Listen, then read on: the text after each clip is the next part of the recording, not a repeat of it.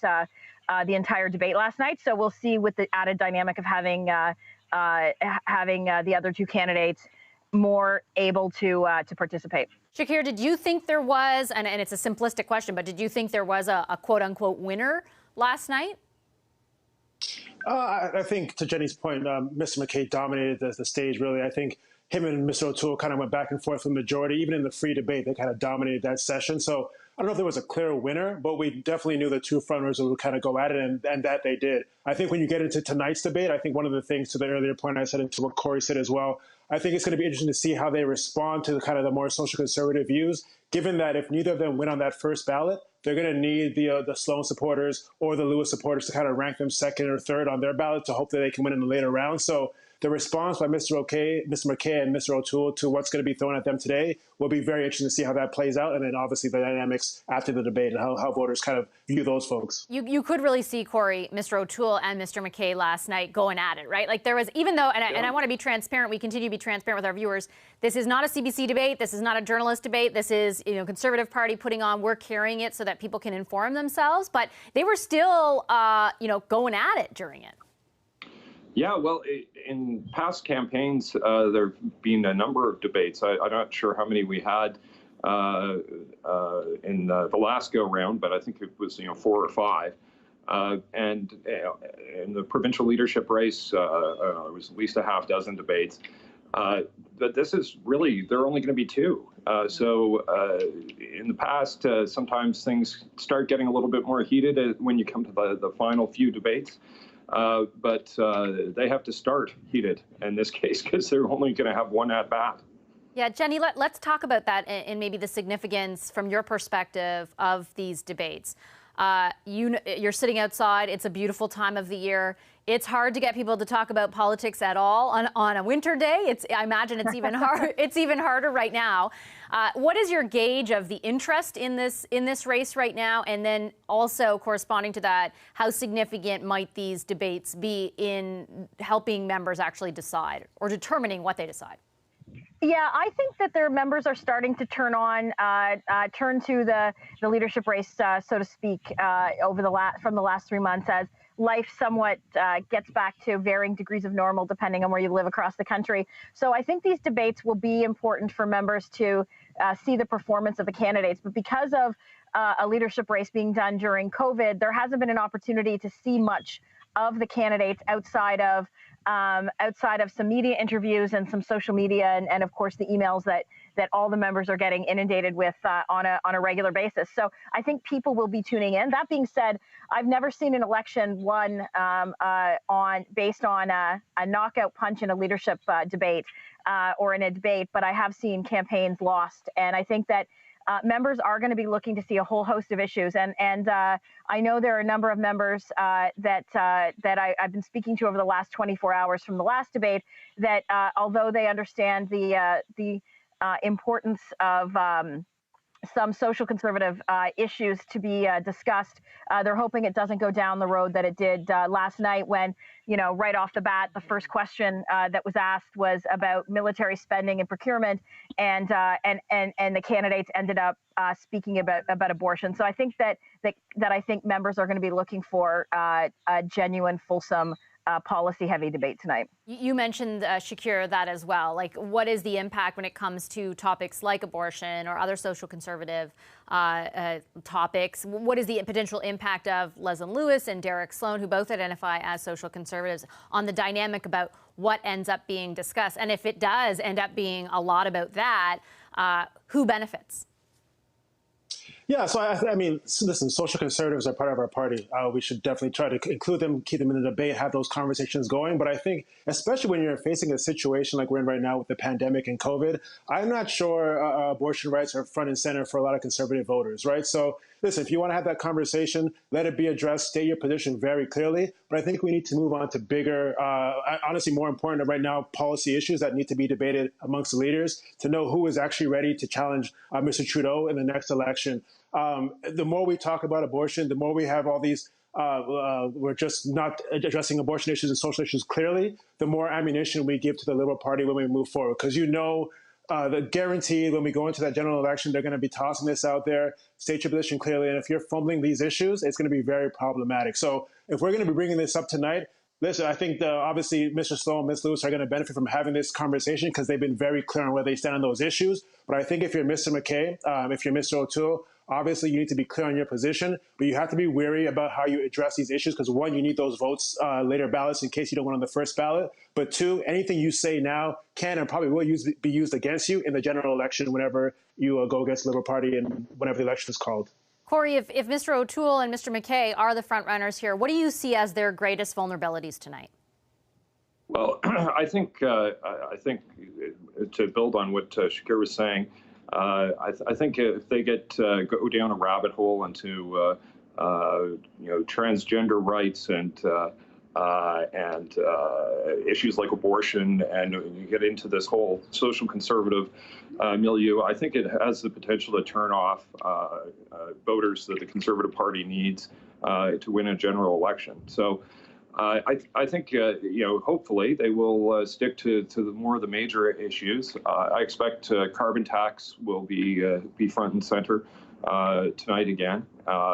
But for O'Toole in particular, there's no downside in swinging hard at Peter because he's probably behind right now, and he's got to shake some votes loose.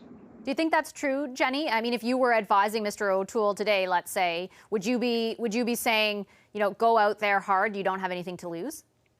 I actually disagree with Corey on that one. I think that last night Erin looked very chippy and seemed a bit ankle biting, so to speak. I think that I was saying to someone, if there was a Conservative Party leadership drinking game, anyone that had how many times Erin talked about his Quebec platform, they would have been having a very fun night.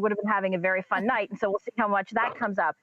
So I think that Erin needs to be less confrontational towards MacKay. That was the difference between the two. Erin became across as very defensive at times, even turned his body fully to the side to address MacKay, and I don't think that was good for him. It's he released a 50-page platform, so it is when one does that, they need to expect that their opponents are going to go after them. It's politics, as Corey and I's first boss, or my first boss in the Reform Party, Rick Anderson, used to say, welcome, it's time to stop majoring in the minors. Welcome to the bigs. I can picture that. Shakir, on the same point, what do you think about, I guess, what if in fact, and I don't have any huge amount of reliable polling to say this, but certainly that's the way it's framed, is that Mr. MacKay is out in the lead, Mr. O'Toole would be right behind him or somewhere behind him. What do you think about that conversation between Corey and Jenny? Should he be going for the jugular, or should he be more nuanced? I would have to agree with Jenny. I think going for the jugular and appearing very angry on the screen will turn a lot of viewers off. Nobody wants to see their leader angry or trying to snipe at Mr. MacKay. I think having a reasoned policy debate, telling the viewers what he stands for, why he stands for these things, will suit him a lot better. Like Jenny said, he released a policy platform, right? He has over 50 pages of policies that he can actually point to and say, this is what I plan on doing. Where's your policy, Mr. MacKay? So I think having a more balanced, a more reasonable approach towards MacKay will do him better than appearing very angry and very bitter. Maybe he knows that he's not doing as strong as MacKay in the polls. I haven't seen them, so maybe that's not the case. But if he is not doing as good as he thinks he is, just appearing to be someone who's just very upset with what's happening right now is not going to do him very well moving forward. I think, again, just being reasonable, being level-headed, and just pointing to the policies that he's ready to make public will do him well. I want to get you to react to that. I just want to make sure that everyone who's joining us now knows that we are scheduled to join the Conservative leadership debate, which the Conservative Party is hosting and moderating as soon as it starts. I think I see Lisa Raitt up there, so maybe it has started. I think I can swing over there. I'm just checking with the control room. I believe we can. Can we, guys? Is that good? Okay, we're going to head over to the Conservative leadership debate, as I mentioned, moderated by the Conservative Party.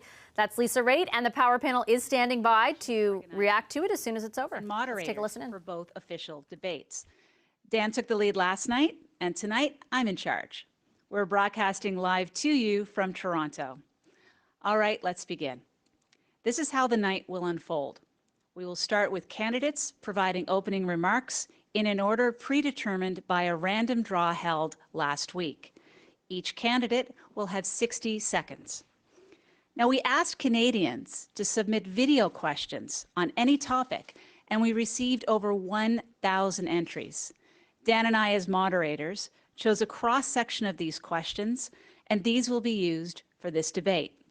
The candidates were not provided the questions, but they were given the general themes to be discussed. Following opening remarks, this debate will have two sections. The first half will be a face-to-face format. Two candidates will debate each other one-on-one. A new video question will be played for each face-to-face segment, and those two candidates will debate for 2 minutes after each one has had an opportunity to provide a short answer to the question. All candidates will be given the opportunity to debate each of their fellow candidates once. The second half of the debate will be video questions posed to all candidates. Each will have 2 minutes to answer the question. We will then open the floor to an all candidates debate for 5 minutes. The debate will be approximately 2 hours in length in order to provide all candidates a reasonable chance to speak to you, Conservative Party members, and all Canadians. Now, before we welcome the candidates, we want you to know that the Conservative Party has taken all precautions regarding the group gathering restrictions here in Toronto today. As such, we only have 10 people in this room, and you will see that the candidates are stationed at podiums that allow for the required physical distancing between them.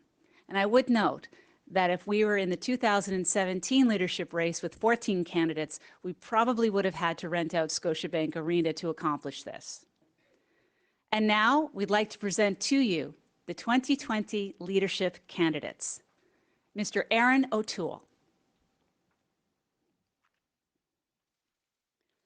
Mr. Peter MacKay. Mr. Derek Sloan. And Dr. Leslyn Lewis. Welcome to you all candidates. Let's begin. We'll start with the opening remarks from each candidate, proceeding in the podium order. Mr. O'Toole, you have 60 seconds. I've been talking to Conservatives about the future of Canada.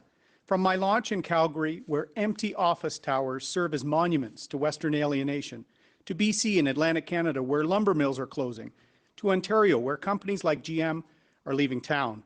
Working families across the country were already being left behind by the Liberals, and then COVID-19 hit. Across Canada, people have been losing their jobs, their homes, and their hope. More than ever before, Canada needs a strong Conservative government. We need a principled leader who will unite our party by respecting all Conservatives. A leader who can show more urban and suburban Canadians that their values of liberty, family, and equality are at the core of our party. That's what I've done to win my suburban Toronto seat 3 times. It's time for a true blue Conservative who can win the next election and get our country back on track. Thank you, Mr. O'Toole. Mr. MacKay, you have 60 seconds. I'm a proud Canadian, a proud Conservative. Yet under the Liberal government, we are less prosperous, more in debt, and more divided as a nation than we have been in the last 5 years. Our government has taken, our party has taken steps to preserve democracy and the rule of law. Canada cannot afford another term of Justin Trudeau. I believe in our party and, of course, Canada, and that our best days are ahead. There are no obstacles we cannot overcome, including COVID-19. We will only win if we are united as a party. And when we reach out to every part of Canada and offer Conservative solutions and ideas. Our caucus has supported me in overwhelming numbers. And as a leader, I will bring our party together. I'm supported by Conservatives across the country, social Conservatives, fiscal Conservatives, new voters, new Canadians, en anglais et en français. We need a leader who attacks Liberals, not Conservatives. I will unite the party as I did before with Stephen Harper. I will defeat Justin Trudeau, and I will bring us back to form a national Conservative majority government. Thank you, Mr. MacKay. Mr. Sloan, you have 60 seconds. It is a privilege and an honor to be here tonight representing the founding political party of this great nation. We are facing a divide and divisions here in Canada, whether they be racial, regional, like Western alienation, and even class-based resentment. I stand before you tonight and give you my solemn promise that I will never compromise on conservative values. I will never sell out Canada, and I will always put Canadians first. I will never give an inch to political correctness. I won't cede an ounce of our sovereignty to international organizations. I'm the only candidate that is committed to defunding the World Health Organization and getting Canada out of the Paris Agreement. I will never put the rich elite and international corporations before the Canadian worker and small business. I will do whatever it takes to make the West an equal partner in Confederation.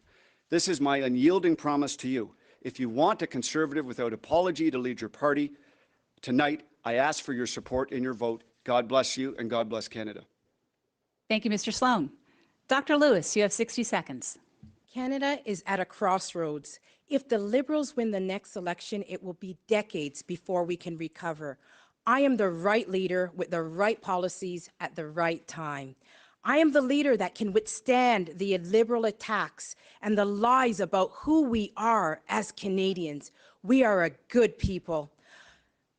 To win the next election, we are going to need somebody to lead with courage, compassion, and common sense. The courage to stand up to Trudeau and defend what is right over what is easy.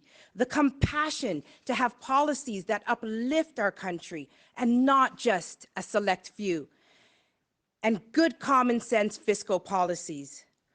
I ran my campaign based on these principles of courage, compassion, and common sense. And with your help and support, that is exactly how I will run this country and this nation.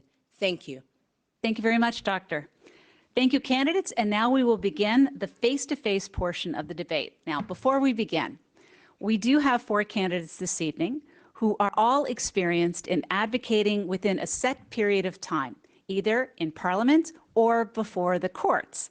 I also know that these candidates not only want their submissions to be heard by Canadians, but they'd also like to have their opponents' submissions heard by Canadians as well. So with that, if it becomes apparent to me that your message isn't getting through clearly, I will gently intervene and ask that you re-engage in a way that allows for the viewer to understand your points that are being made. You got it? Excellent. With the first question, it will be posed to Erin O'Toole and Peter MacKay. Hi, my name is Mona Patel. I am from Niagara Falls, and I am a proud legal gun owner. Hi, I'm Crystal Caputo. I'm from Niagara Falls, and I'm a French Catholic Serbian Canadian. Hi, my name is Jordan Williams. I'm from Niagara-on-the-Lake. I'm a proud LGBT entrepreneur. Hi, I'm Jackie Seaver. I'm a single mother of a university student from Niagara Falls. And our question today is, if elected leader, how do each of the candidates plan to show Canadians that the Conservative Party is inclusive in order to sway enough middle ground voters to win us a majority government? Thank you. Mr. O'Toole, please start us off. You have 30 seconds. Great question, Mona, Crystal, Jordan, and Jackie. That is exactly what I've been doing when I've won my seat in the GTA 3 times, bringing together people based on a conservative approach, liberty, opportunity for all. I would be our first leader from the GTA. I've done this in 3 elections. I will do it again. Prime Minister Trudeau has been attacking many Canadians in the suburbs and cities of the country. We need to unite them in our cause to take back Canada. Thank you very much, Mr. O'Toole. Mr. MacKay, please go ahead. 30 seconds. It is an excellent question, and unity has been at the core of my campaign. I've been a person who's dedicated much of my working life to this party. I helped with Stephen Harper and with thousands of Conservatives to bring the Conservative movement together.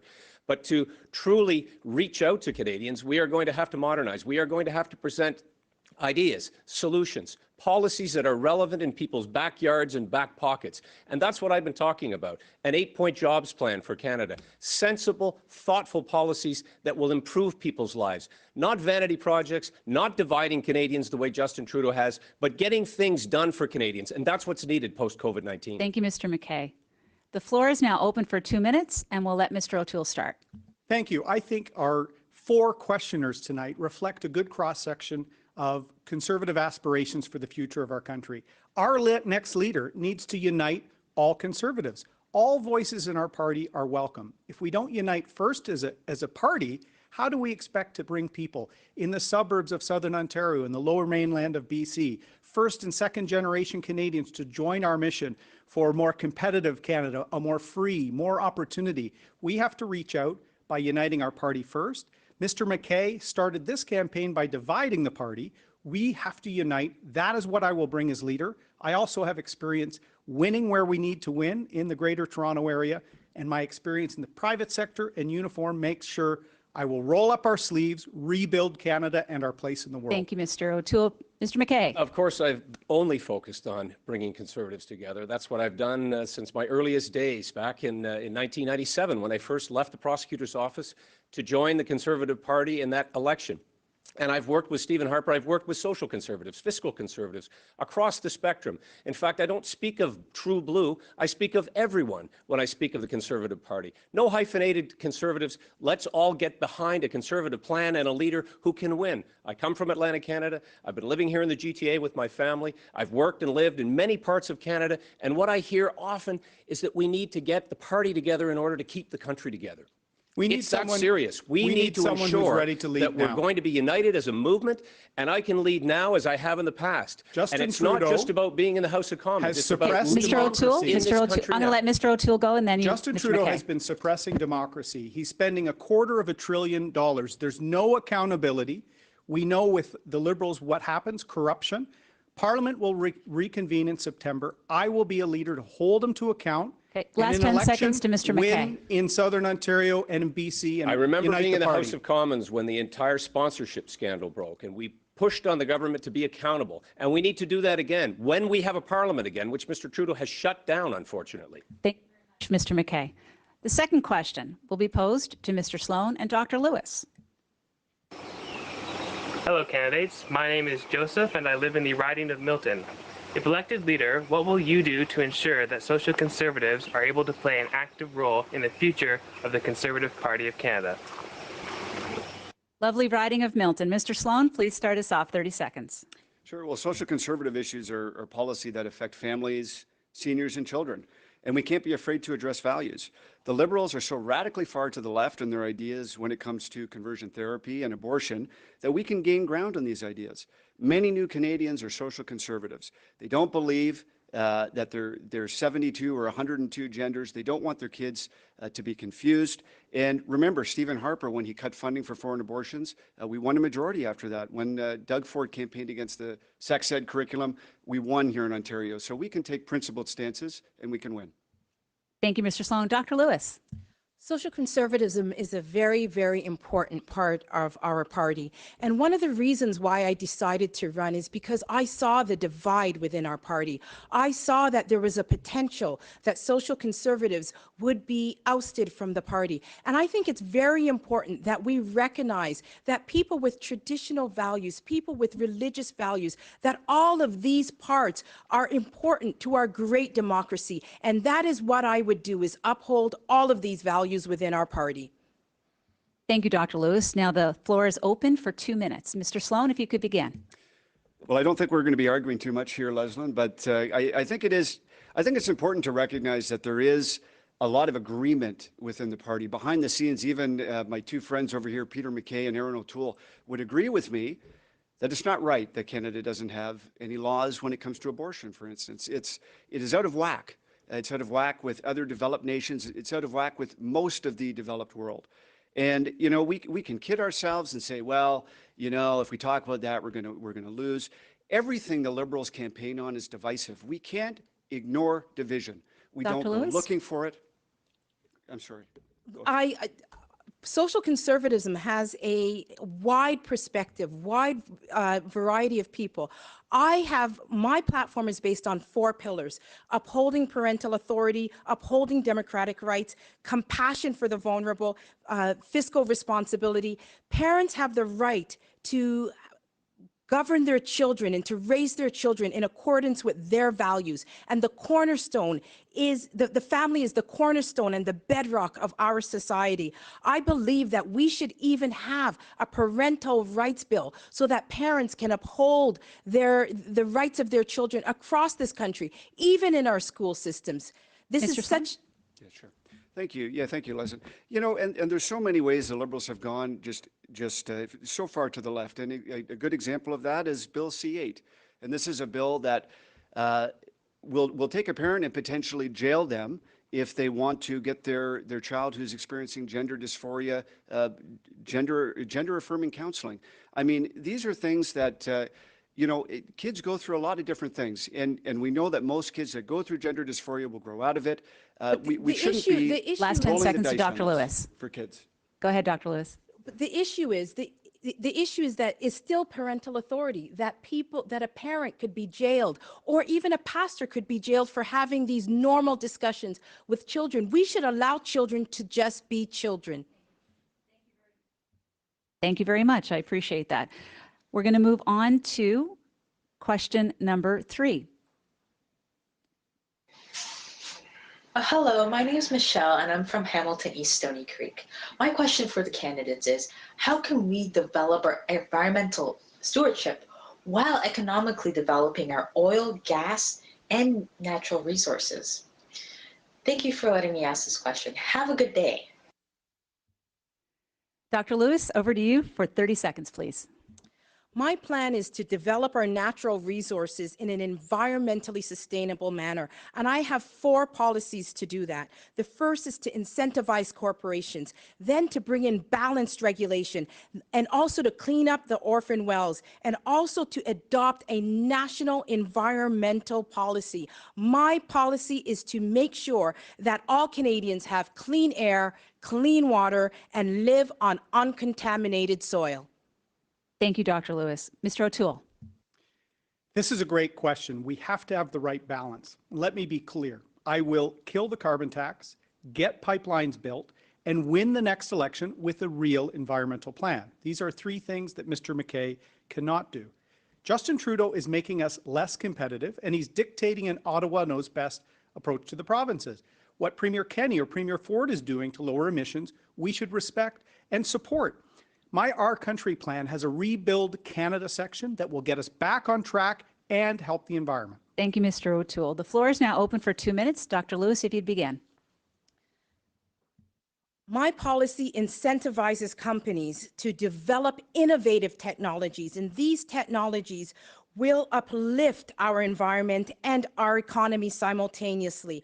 I will make sure that we develop our economy and our environment without foreign interference. We will stimulate corporations by having them invest in innovative technologies, which means bringing in tax credits. We will sell our liquefied natural gas abroad to bring down emissions in places like China, who's still dependent upon coal. We will reduce regulation and create simplified procedures. Thank you, Dr. Lewis. Thank you. I'm going to move over to Mr. carbon O'Toole. tax. We'll come back to you for last 10. And I agree entirely with Dr. Lewis. There's a number of amazing Canadian technologies we can use. Nuclear power, carbon capture and sequestration. Our LNG can shift coal emissions overseas. So I support that. There are 70,000 jobs in nuclear alone. I've been a supporter of that since I was first elected. I also have proposed a Strategic National Pipelines Act that will make Cabinet the decision maker so that projects can get going. Justin Trudeau has taken an ideological approach. He killed Energy East.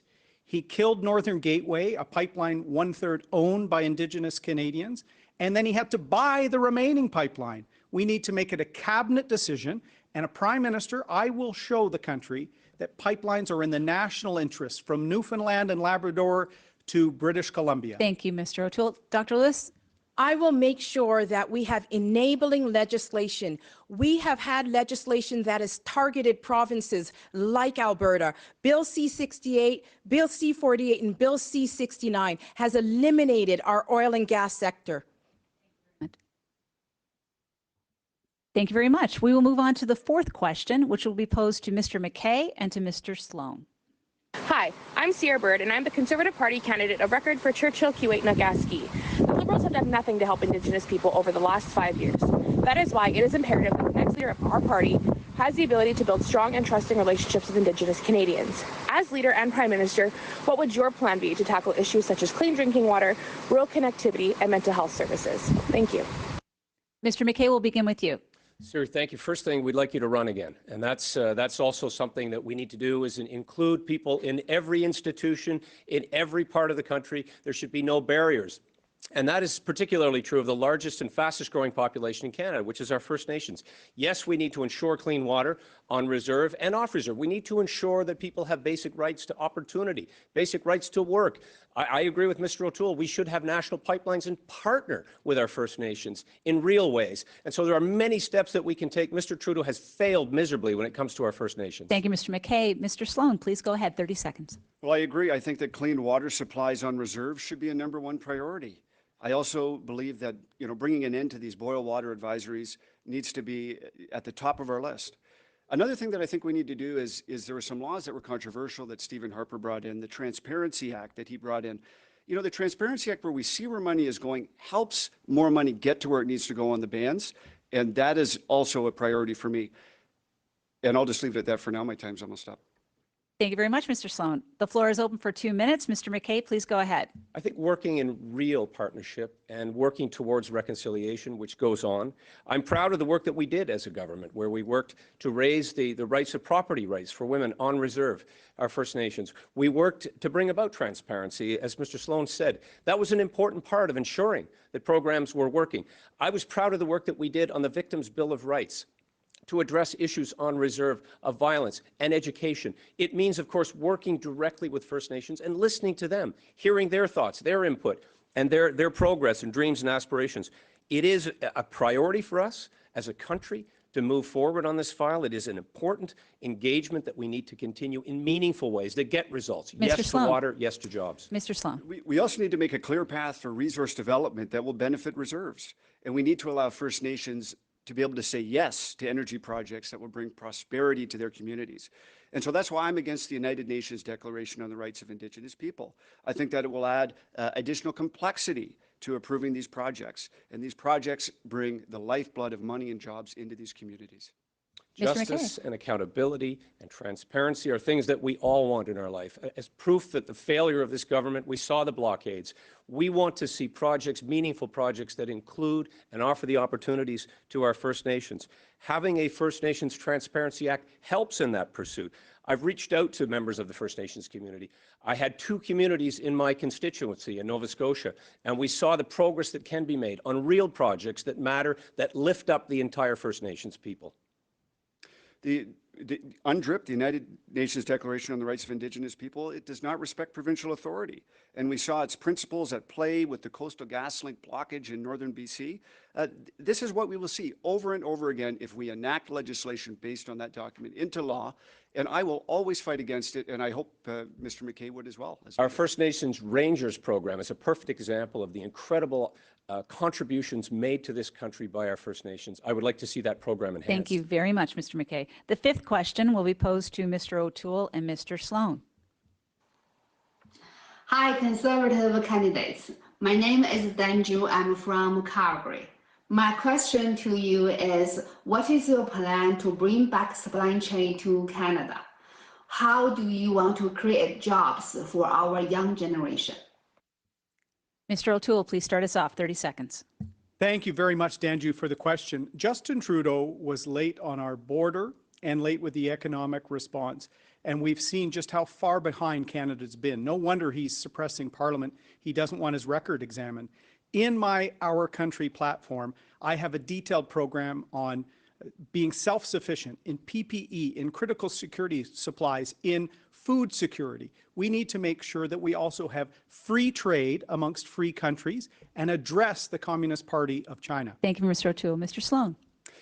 COVID-19 has highlighted the importance of Canada having a reliable and trustworthy supply chain for our personal protective equipment and our ICU ventilators and other important things that we need. It also highlights a broader issue of how can we make more things in Canada? How can we rely less on the Communist Party of China, and how can we enhance our own industries here in Canada? So yes, I would absolutely be in favor of bringing our critical supply chains back to Canada. But beyond that, we need to do more manufacturing, and made in Canada is always best for Canada. The floor is open for 2 minutes. Mr. O'Toole, please. Thank you. Justin Trudeau is losing UN bids, upsetting our allies around the country, and we're not at the table. The UK, Australia, and New Zealand are forging a free trade pact. I've been advocating for CANZUK for many years. This would allow free trade amongst our allies, amongst free countries. The Communist Party of China has manipulated world trade on steel and aluminum. The Trudeau government missed that as well. 2 years ago, I asked Justin Trudeau in the House about the Communist Party manipulation of the World Health Organization. The Trudeau government's left Canada unprepared. We need to get serious, work with our allies, and be more self-reliant, self-sufficient. I worked on trade in the private sector, in the Harper government. I'm ready to do this. Our Country platform has a rebuilding Canada, restoring our reputation, and having real help for families and seniors. Mr. Sloan? It's the plan for the future. Mr. Sloan? Consumers in Canada, the US, and elsewhere have effectively financed Communist China's ability to buy up our natural resource companies. But this is not something that we should be doing, and I have been clear that I would ban any company that is a state-owned enterprise or affiliated with the Communist Party of China from buying up our natural resource companies or land. This is something that's very important. And also, we have companies that have set up factories in China and are stealing our intellectual property here in Canada. These are very important issues. And on that note, the Chinese state enterprise Huawei got its start in Canada under Mr. MacKay's watch. They started when he was in head of the Canadian Securities Agency. They got their foothold into 4G under rules that he approved. So now we have a state-owned enterprise trying to get into our critical infrastructure. For 4 years, I've been against Huawei being part of our 5G. We need to make sure our secure infrastructure is protected. And I agree. I'm also against Huawei building our 5G network, and I would certainly not approve that as leader of the party. Thank you very much. The sixth question will be posed to Mr. MacKay and Dr. Lewis. My name is Lisa Poole, and I'm from Calgary. Over 1 million Canadians are impacted by dementia, and evidenced by COVID-19, we're failing many of them. If you're elected leader of the Conservative Party, do you support the creation of an all-party dementia caucus? Thank you. Now, before I turn to the candidates, we've had many questions on this theme, and it's no secret that I have an interest in this topic as well. I ask you not only to answer Lisa's specific question, but also speak to the broader issue that's been brought to our attention through our video submissions of an aging population, of seniors, and the National Dementia Strategy. And I'll start with Mr. MacKay. Thank you, Lisa, and thank you, Lisa. There's no question that there is tremendous vulnerability in our country when it comes to seniors and when it comes to the issue of dementia that touches people in a very personal way. I want to give seniors every opportunity to stay in their own homes as long as possible. I want to give more access to the health care in the home, which is an important change.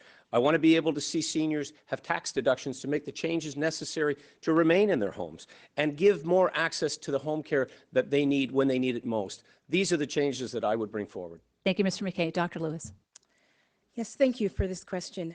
It is very important that a government provides safety and security for all its citizens, especially the most vulnerable. And this includes our seniors and people suffering with dementia and other diseases.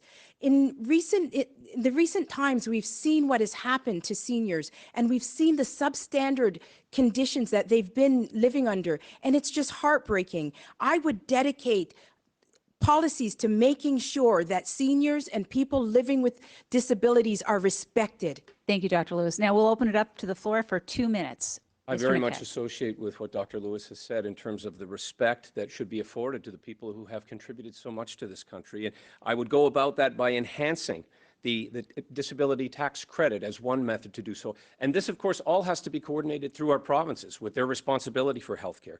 Improving the health care and improving the home care is the way to go about this, and reducing the cost of hospital and institutionalized care. Those are the type of changes I think that give healthcare a bigger impact. And for people who've dedicated their entire lives, they should be able to live with dignity. And I believe that we should be able to have policies that improve senior care, that allow seniors to remain in their homes for longer time, increasing the tax deduction so that they can modify their homes, and also increasing the penalties for people who neglect seniors and who mistreat seniors. We should also have home care services and make sure that we fund those home care services so that seniors can be in their homes for longer periods of time. We also need to increase palliative care and long-term care and foster a culture of respect in this country for the aged.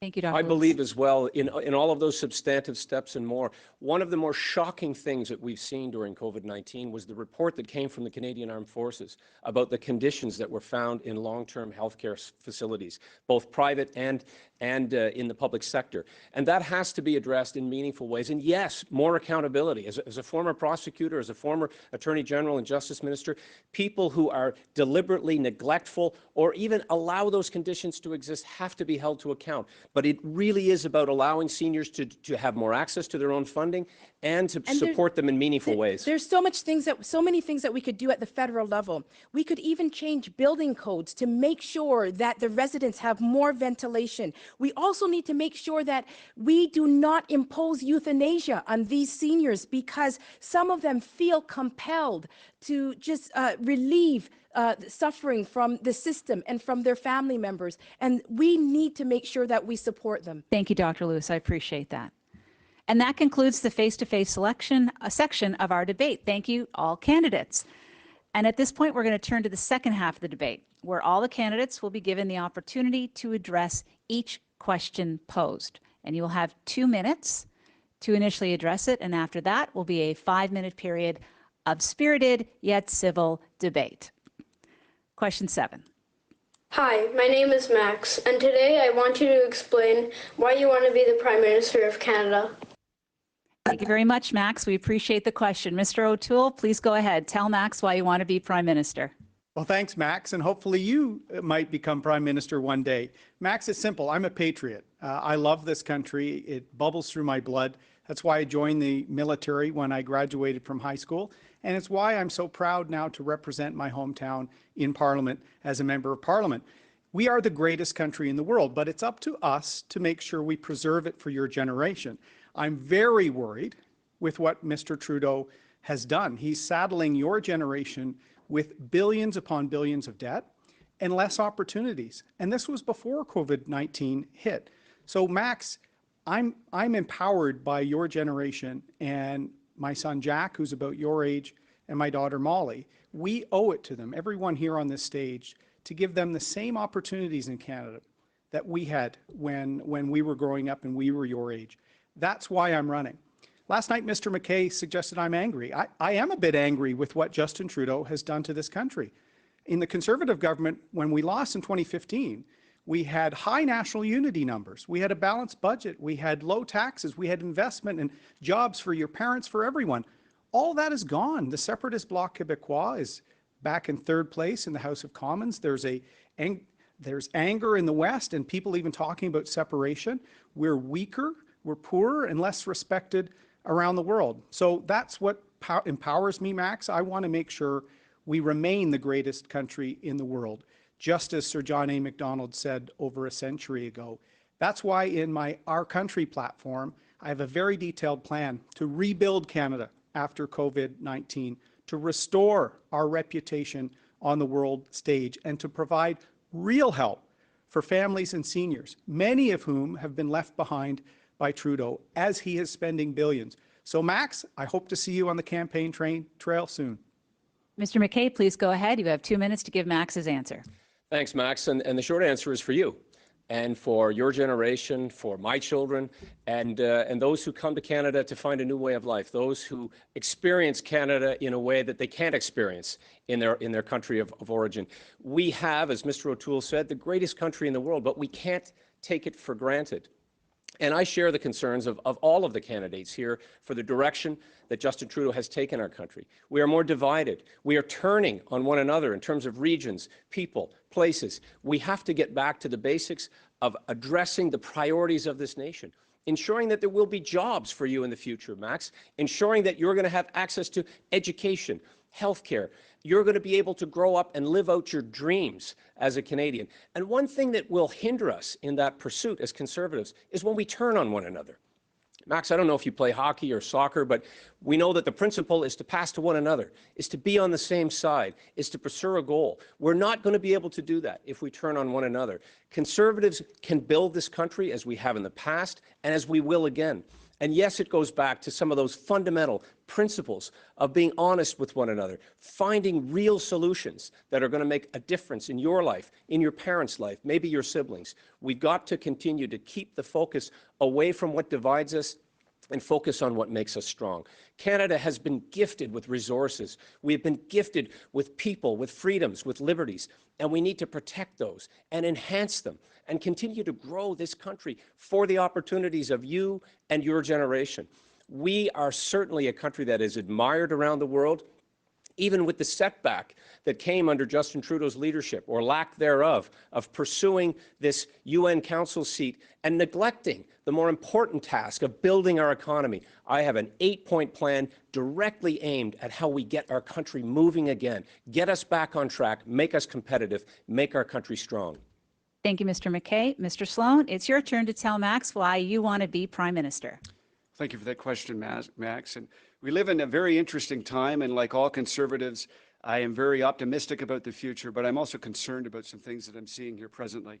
And we have so many things that are going on right now. We've just come out of the worst pandemic that we've seen in our lifetime. We see a resurgent China. We see a crackdown on free speech. We see a cancel culture that exists in the world of political correctness. It also exists on social media, where we have banning and shadow banning and algorithms that lead people in certain ways in some of our biggest search engines. These are things that are scary and that need to be addressed. And I believe that Canada can be the country in the world with the highest standard of living, the lowest tax rates, the healthiest citizenry. These are the things that we need to focus on and move towards. We can't do that when our energy industry and our natural resources are underwater.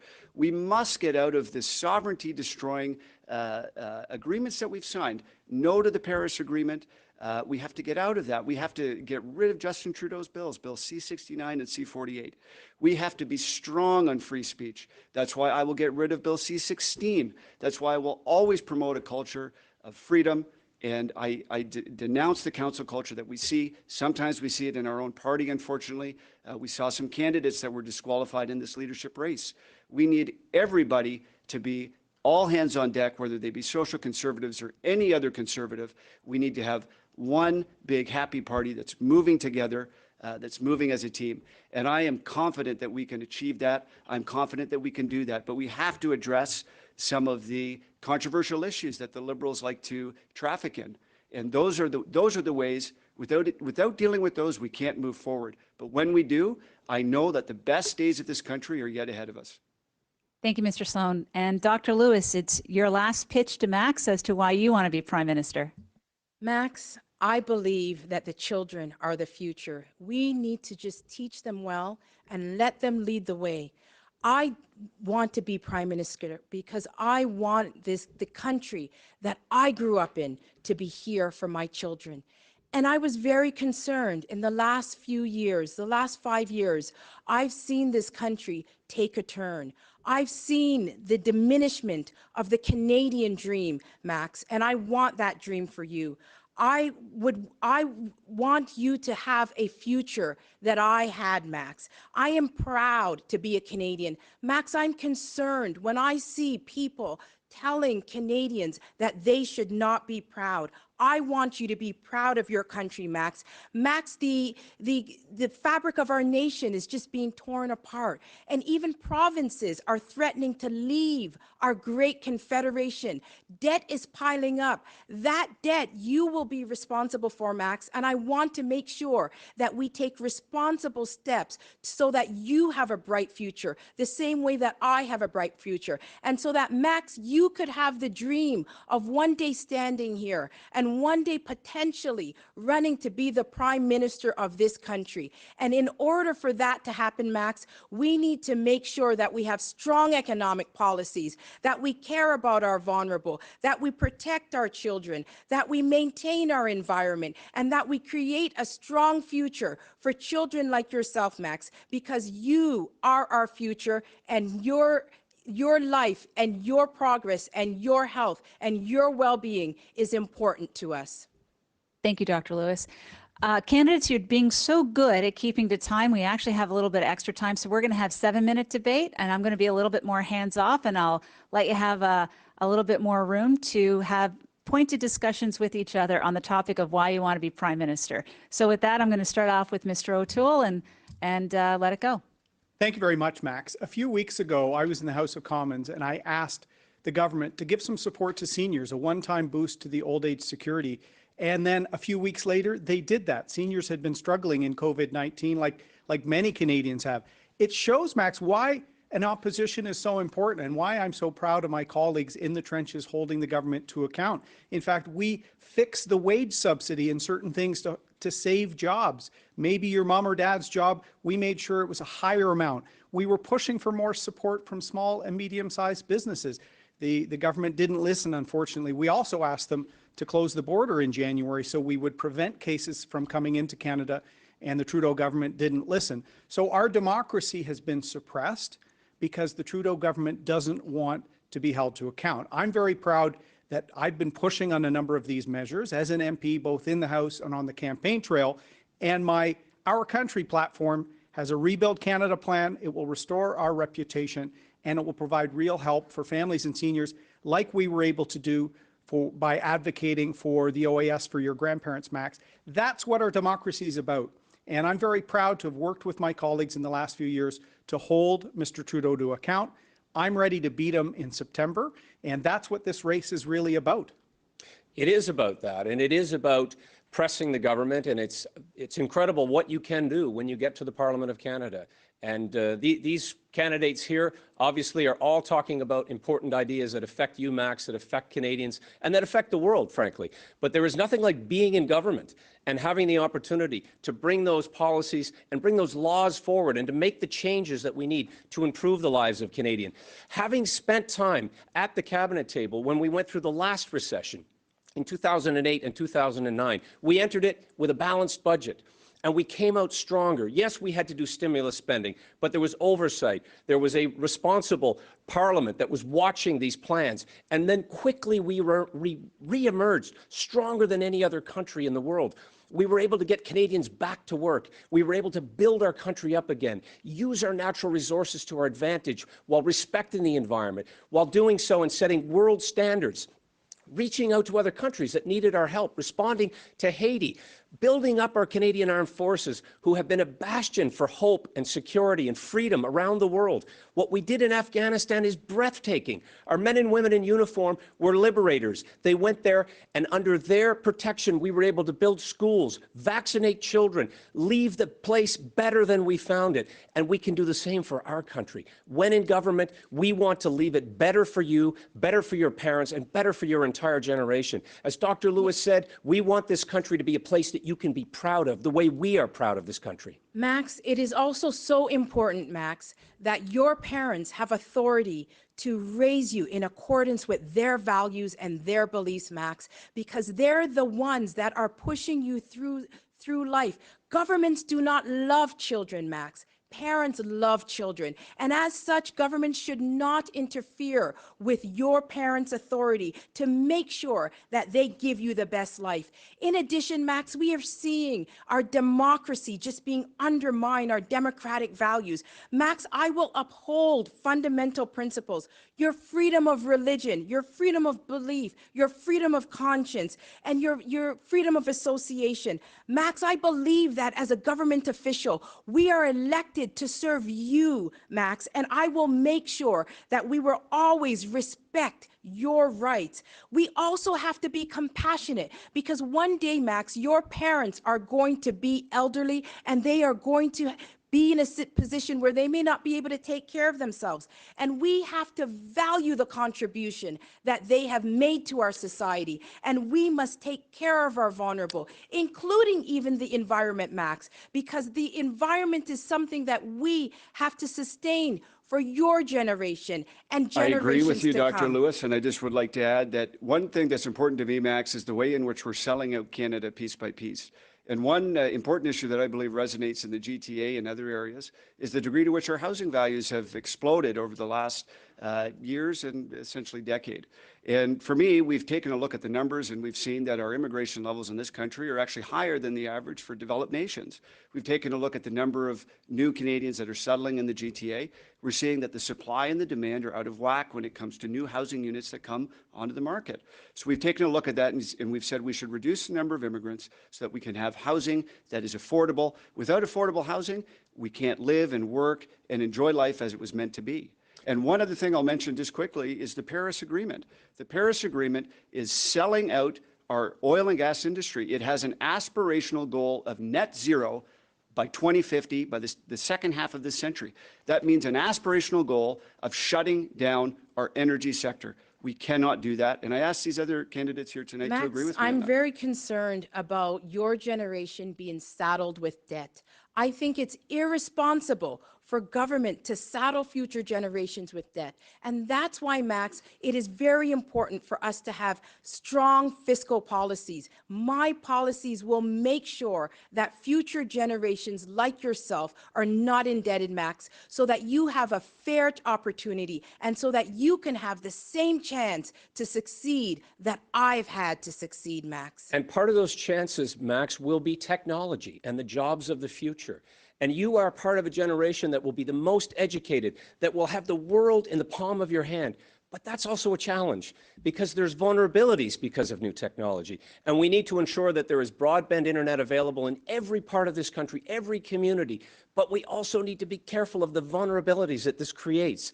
I know that you probably enjoy playing those games sometimes and being online, but let's be careful of the vulnerability. Because of the new free trade agreement, there is new vulnerabilities this created. Week, my son was more excited about the launch of the new Fortnite season than his schoolwork, like many families. That's why in my plan, I have some real help for families. We need to make sure that more childcare expenses are deductible. Parents need to have the ability to juggle the family, which is critical, and the ability to work and provide for it. And as Derek said, particularly in some of the suburban and urban communities, that's expensive. That's why with real help, more support for parents, allowing them to work and provide for their families is at the core of my plan.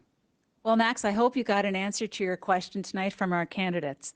We're going to go to question number 8, please. Hi, my name is Jesus, and I'm from Ottawa, Ontario. My question is, what are your thoughts on systemic racism, and how would you demonstrate leadership in that area? Mr. MacKay, you have 2 minutes. I think we have to acknowledge that systemic racism exists. It exists in our institutions. It exists in our communities across this country. I grew up in a small town in New Glasgow that has the shame of having excluded Viola Desmond from a theater. And this was an issue that I was always aware of my entire life. And so one of the most important things I think we have to do, Jesus, is listen. And listen to people who have the experience, who have lived it, and go about ways making a real effort in education, in the way that we address these issues of opportunity and remove the barriers. It really is the action time. It's the action time to get things done. It's the action time as well to respect the views of everybody on how we build a country that is more inclusive. We have an incredible reputation for having opened our doors and opened the opportunities, but we still have systemic racism when it comes to our First Nations, when it comes to the challenges that they still face and the exclusion that they still feel. We have lessons that can be taught at home, in our schools, in the public square, in this debate. And so it is the action part. We have a prime minister who did blackface.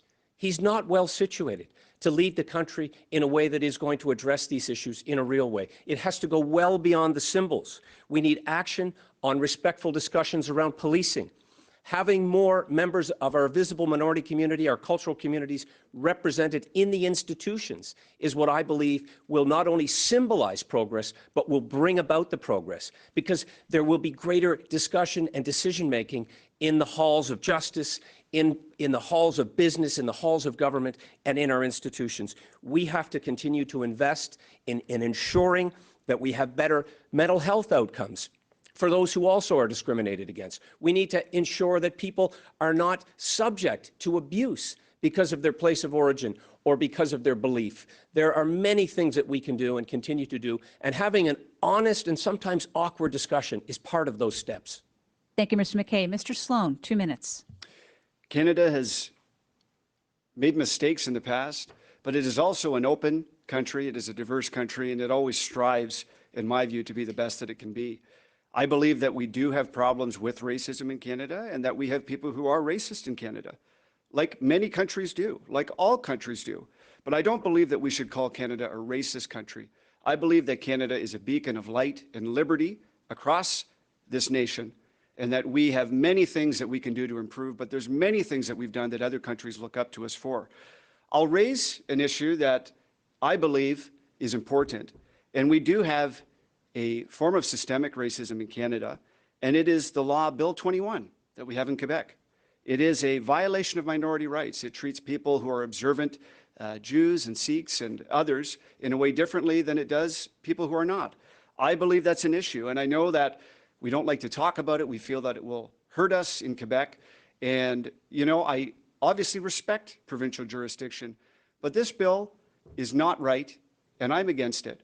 And I believe that there are other ways that we can work together to preserve Quebec's unique culture. And I call on the other candidates tonight to make a statement on this bill, as I believe it's important. Thank you. Thank you, Mr. Sloan. Dr. Lewis. Thank you. So racism and discrimination exists in every society, and unfortunately, Canada is no exception.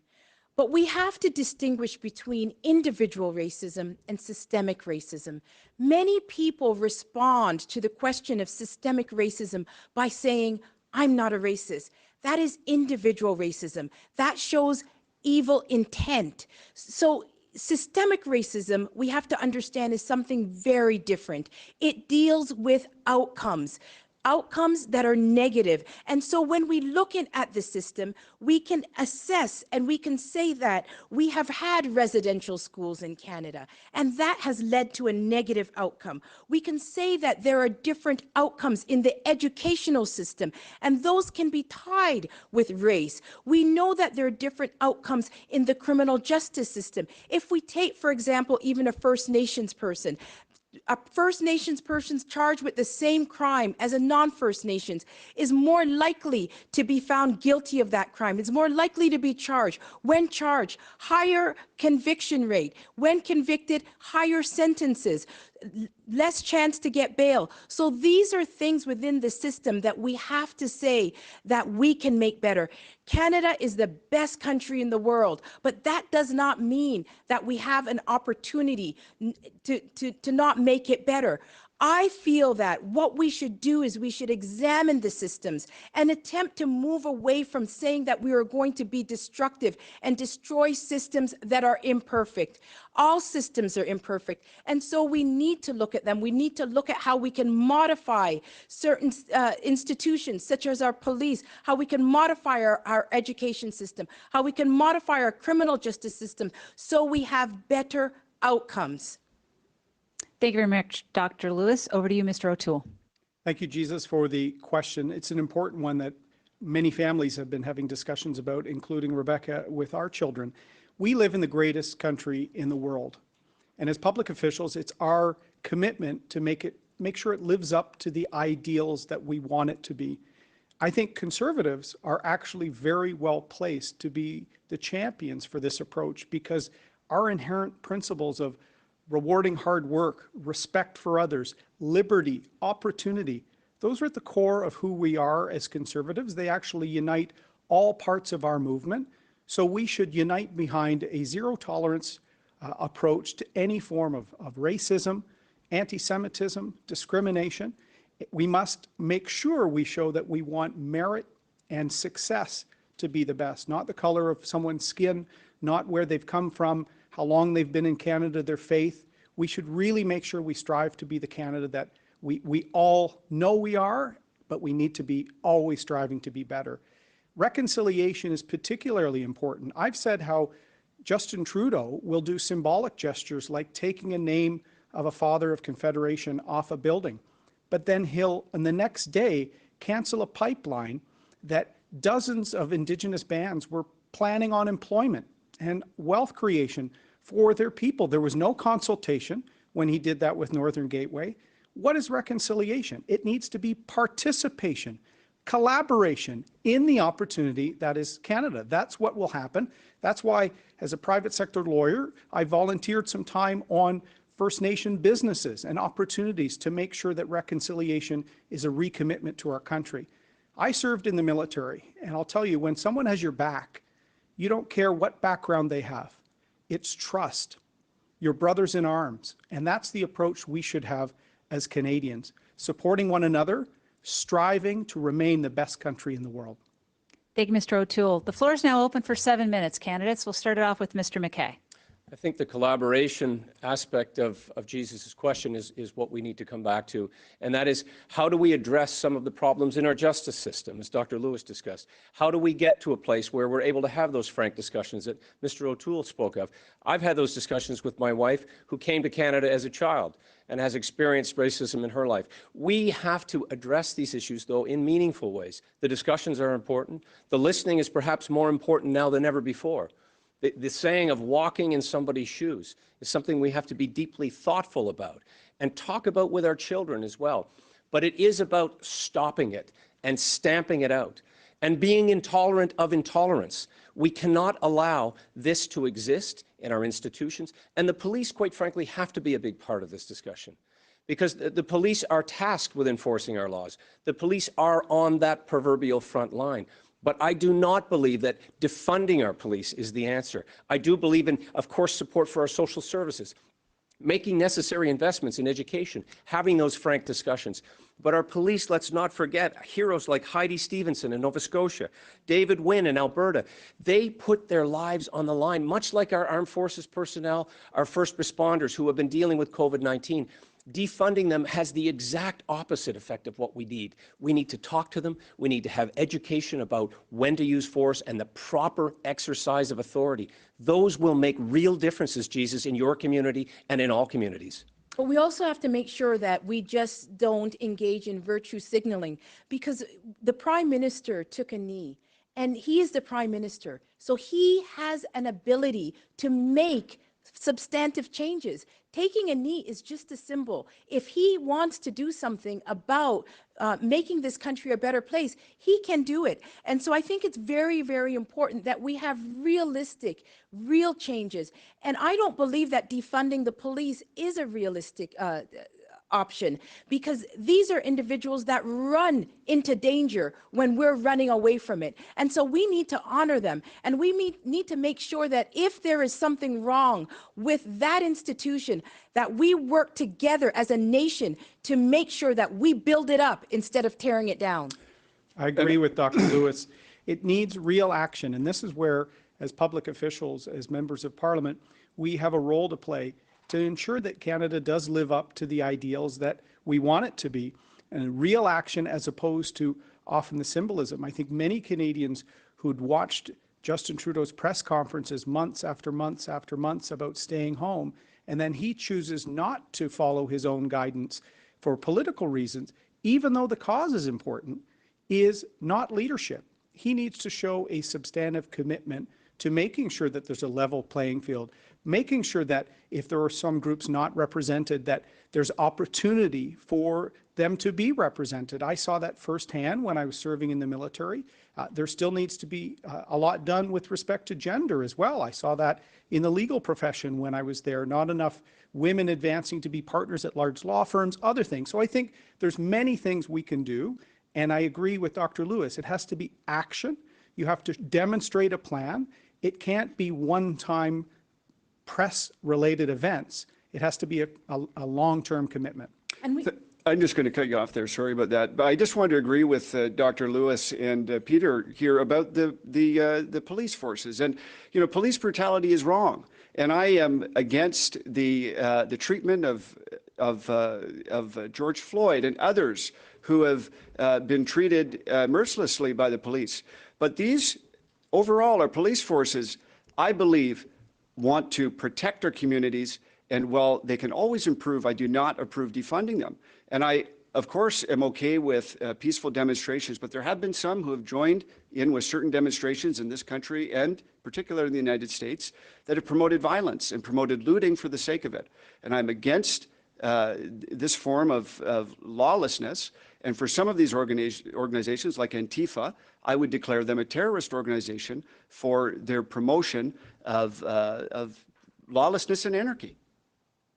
Yes, and I think that as conservatives, we're in a very unique opportunity because our values support eliminating discrimination. We are the party that believes in equality of outcome. We believe that that outcomes should be systemically equal. And that means that we don't destroy systems. We work to improve them.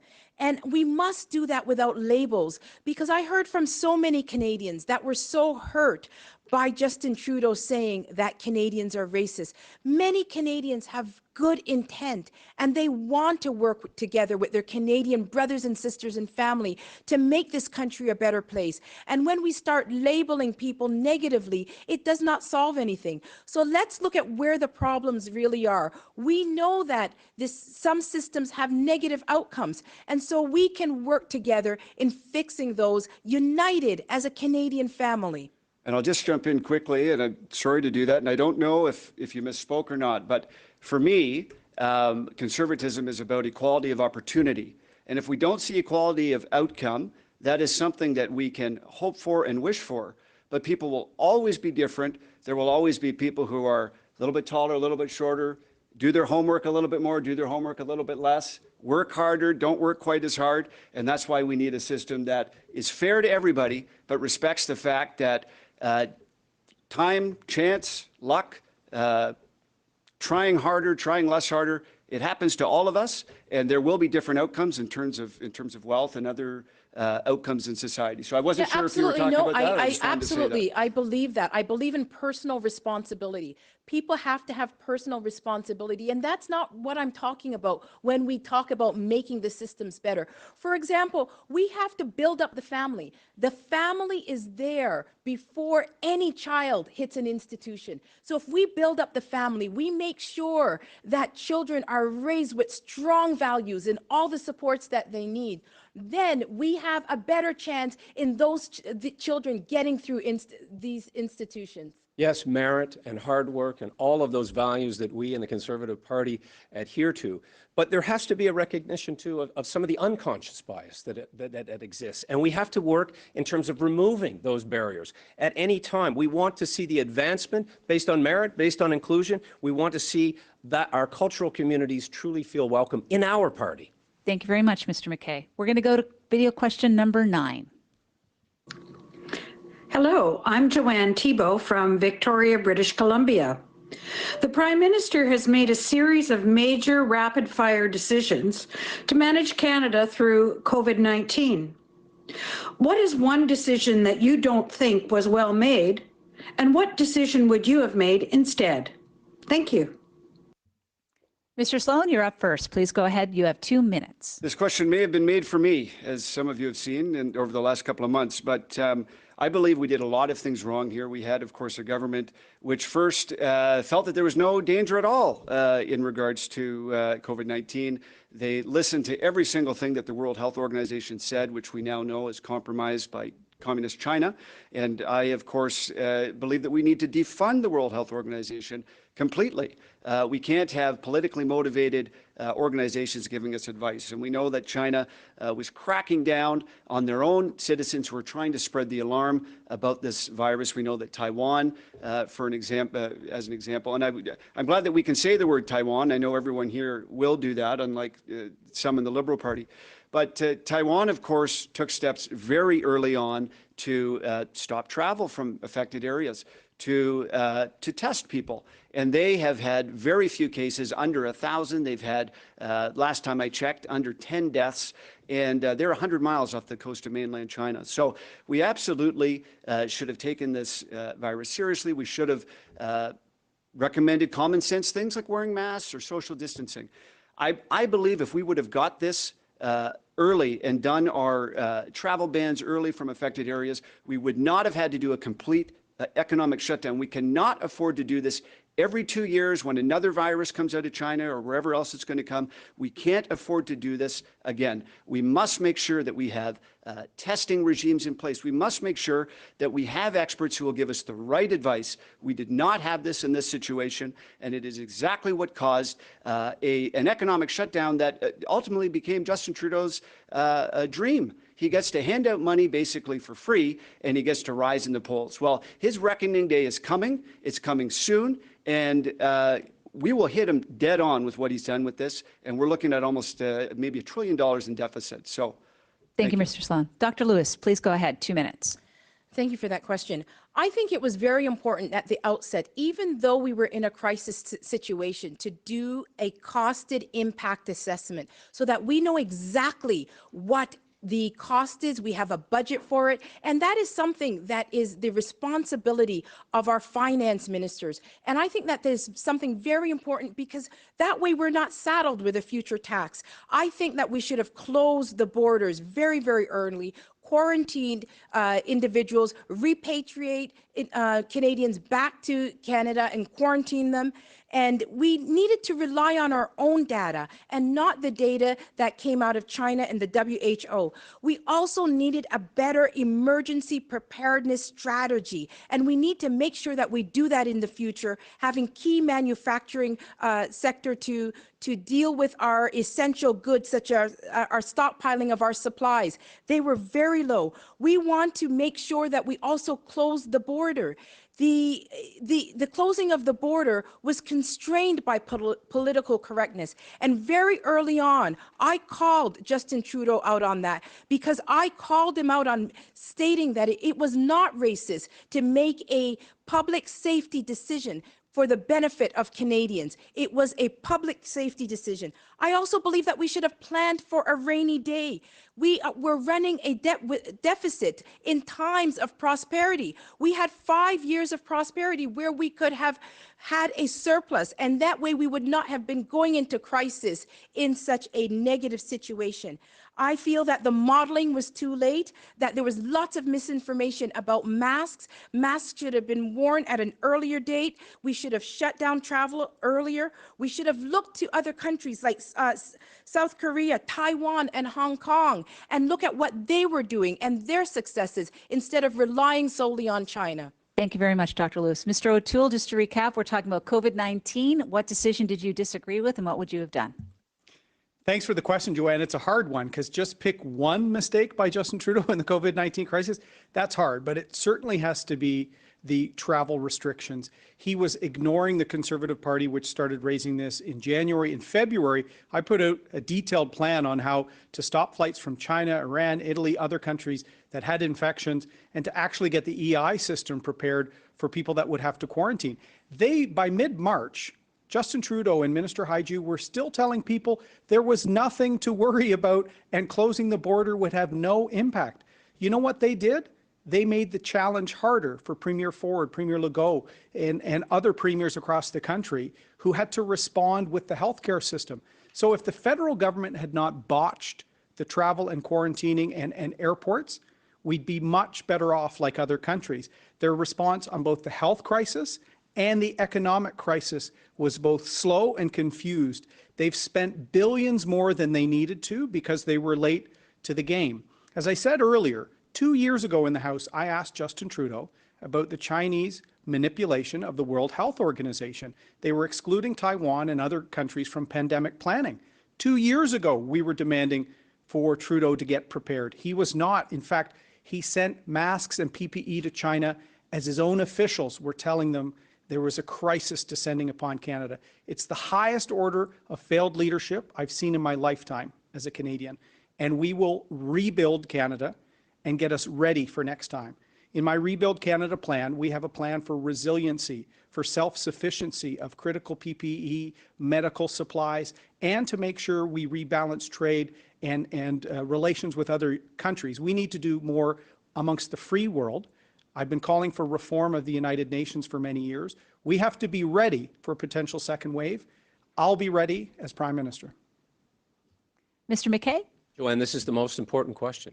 And what would have been done differently under a Conservative government, based on everything you've heard here, tells me again that we shouldn't have closed Parliament. Justin Trudeau shouldn't have tried to avoid accountability. But that day is coming, and that day is coming in the next election, and we will see accountability for China as well. But all of these ideas are true. If we had moved quicker on the closing of the borders, if we had moved quicker to get testing in place, if there was a more coordinated effort with the provinces, and in fact, if we had collaborated more with our allies at the very beginning, I believe we wouldn't have been left to rely solely on information that was being funneled through the kidneys of the World Health Organization.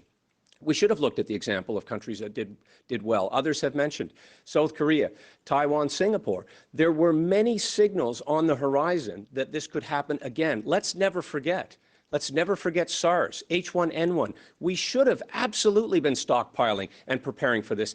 And the advice of sending 16 tons of personal medical equipment, and on that plane, we should have had Michael Korvig and Michael Spavor back, who have now been in custody in China for over 550 days. We could do much better, and we will do much better under Conservative government.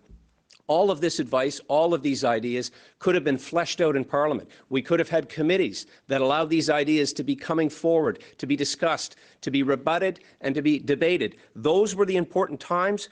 And it was too late for much of the action that came. Yes, the indiscriminate spraying of money into the economy is much different than what we did, albeit in a different time in the recession of 08-09. We took thoughtful steps. We entered that period with a balanced budget, and we emerged stronger.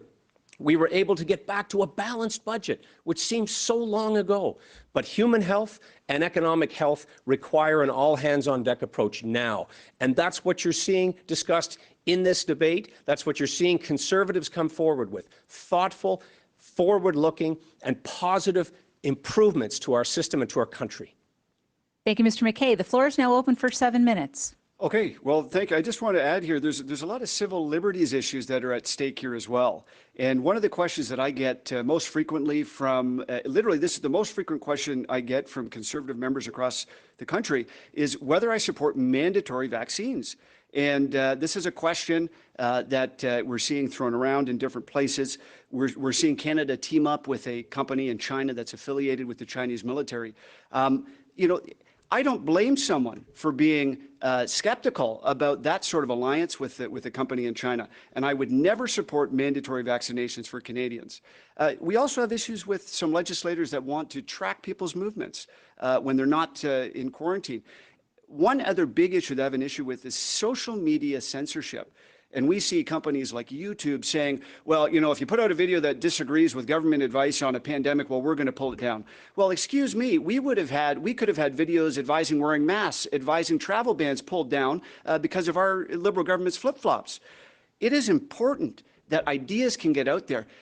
Public authorities can be wrong. Let me say that. The World Health Organization, other people of authority can be wrong. We believe that as Conservatives. We always must question the government. Now, does that mean that that we need to believe all the all the different things that we hear? No, not necessarily. But it's a free society, and we cannot allow these social media companies to distort the truth. And we had great videos pointing out the origins of the virus and different types of things, even skeptical of different ways of counting that were pulled. And I'm against that. Full stop. Sharing of information is absolutely important, and we can do so at the speed of light now. We have the capacity to share information, which is why we should have been looking for other sources, not relying solely on the World Health Organization. We have an opportunity as a country now to brace ourselves if there is a second wave. But it also means taking steps to improve our economy, to pay for the necessities that Canadians will need in the future, to open up the jobs, to get people off a government assistance program and back into the workforce, to take full advantage of the advantages that we enjoy in this country, our massive natural resource capacity. The world is going to need food and it's going to need energy. and we have ample of both, and we can take care of our own people and also provide those necessities of life in other parts of the world, which will help in so many other ways. It'll help with the environment, it'll help with human health, lowering greenhouse gas emissions, partnering with countries who need our help, who are relying on us.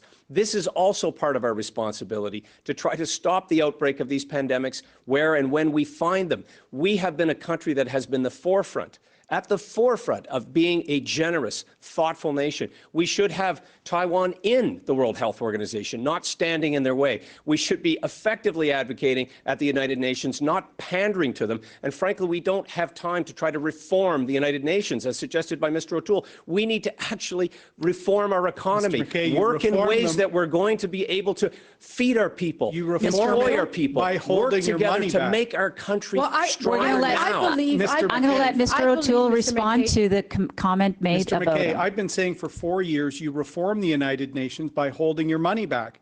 Other countries are starting to do that. I've seen UN failures on peacekeeping. We've had Canadian peacekeepers hurt mentally from UN corruption. Remember Rwanda. We've seen the World Health Organization corrupted. We've seen trading and scandals of corruption within the UN. The free countries of the world need to unite and say, we're no longer going to let the bad actors of the world run these institutions. We have to reform them. We've heard leadership from Australia on this, but Justin Trudeau was so obsessed with his vanity project for a Security Council seat that he put his own personal interest ahead of the national interest. So, Mr. MacKay, we need Canadian leadership now on the world stage. We need to restore our reputation. I've served our country overseas with our Navy and with our allies. Canadian leadership is needed to make these institutions better so they're not corrupt, so the world is ready next time. And I've So demonstrated that leadership in We're going to go to Dr. Lewis. Speaking directly. Dr. Lewis. I believe that we have to look within. I believe that we should never again be in a situation where we are unprepared. That's why it's important for us to develop our manufacturing capacity, and we need an emergency preparedness strategy so that we're never found in this position again. We need to make sure that governments are responsible for our health and safety, and that they're in a position where we have confidence in their planning ability. We should not be caught off guard again, and we need to rediscover our manufacturing sector. And that's why we need to provide tax incentives for companies to be able to produce these essential equipment like respirators, like gloves, like masks. Those things should be produced within our country. And Dr. And Lewis, if we do not have those companies, we have to make sure that we have the enabling capacity. We're going to go to Mr. Sloan. It's going to Mr. Sloan and then Mr. O'Toole. And I'm glad you raised essential service, because I was thinking of one myself. I was so sick of the fact that there was hundreds of people in Walmart, people out demonstrating, and yet our churches were closed. Churches, I think we can all agree, should be an essential service, and we need to get our churches open so that we can get back to worshiping like before. Thank you. Mr. O'Toole. I agree with you, Dr. Lewis. We can also reform the World Trade Organization so that bad actors like China aren't dumping steel and aluminum and displacing good Canadian jobs in Hamilton, in Kitimat, BC, in the Saguenay region of Quebec. We should be partnering to have free trade amongst free countries. Mr. MacKay seems okay with the status quo, not demanding better from the WTO, not demanding better from the UN. This is why it's time for a next generation of true blue leadership to make these institutions better, hold people to account, and don't allow bad actors of the world to game them. That's what happened with the WHO. Well, we need thoughtful ideas, and you're seeing a lot of this tonight. And it happens for us as a party when we're able to not attack each other, but attack the Liberals and focus our attention on presenting ideas. I agree with Dr. Lewis's discussion around manufacturing, and we need to ensure that we're encouraging Canadians to buy Canadian, to move in the direction of traveling more in Canada, to embracing manufacturing. Yes, certainly our tax system needs to be reformed. It's been 50 years since we had meaningful tax reform. We need to bring government finances back under control, as the way we did when we were in government, as the way we used a deficit reduction plan. I didn't interrupt you, Mr. O'Toole. When we had meaningful deficit reduction action, and Ms. Raitt was there as well, we made changes that brought government spending back under control. That will be needed in a post-COVID-19 world. Thank you very much, Mr. MacKay. Dragging the moderator into the debate is not a smooth move, by the way. Candidates, we are now moving on to the 10th question, which you think is the last question, but we're throwing a little curveball at you tonight. There will be an 11th question, so don't put away your notes right away. We're going to move to the 10th question, please. My name is Toy from Edmonton, and my question to the leadership candidate is, what are your strategies to increase the party base, especially considering the millennials and the minority group? Thank you. Dr. Lewis, this one's to you first. You have 2 minutes. Thank you for your question. I believe that we need to expand our big blue tent, and we need to respect diversity of thought so that we can bring in new people into our party. We need to diversify, bring in new immigrants, reach out to young people, bring back the social conservatives, progressive conservatives, fiscal conservatives, libertarians, people who have left to the PPC party, bring them back in. And I feel that we need to focus on broadening our supporter base, looking at the urban centers, making sure that we can reach out to new immigrants, that we can reach out to people of color, and that we can bring them into the party. I'm the person that can do that. I feel that we also have to focus on our environment, because many people I have heard did not warm up to our party because of our environmental policies. I feel that our unity is our strength. I feel that we need to also focus on individuals who have left the party and who have gone to the other parties, such as the Green Party or the PPC. We need to bring those individuals back, and we need to reach out to diverse communities. I'm the only individual that I've worked in diverse communities on the grounds, in the grassroots, in urban centers, and I understand what it is to reach out to those communities.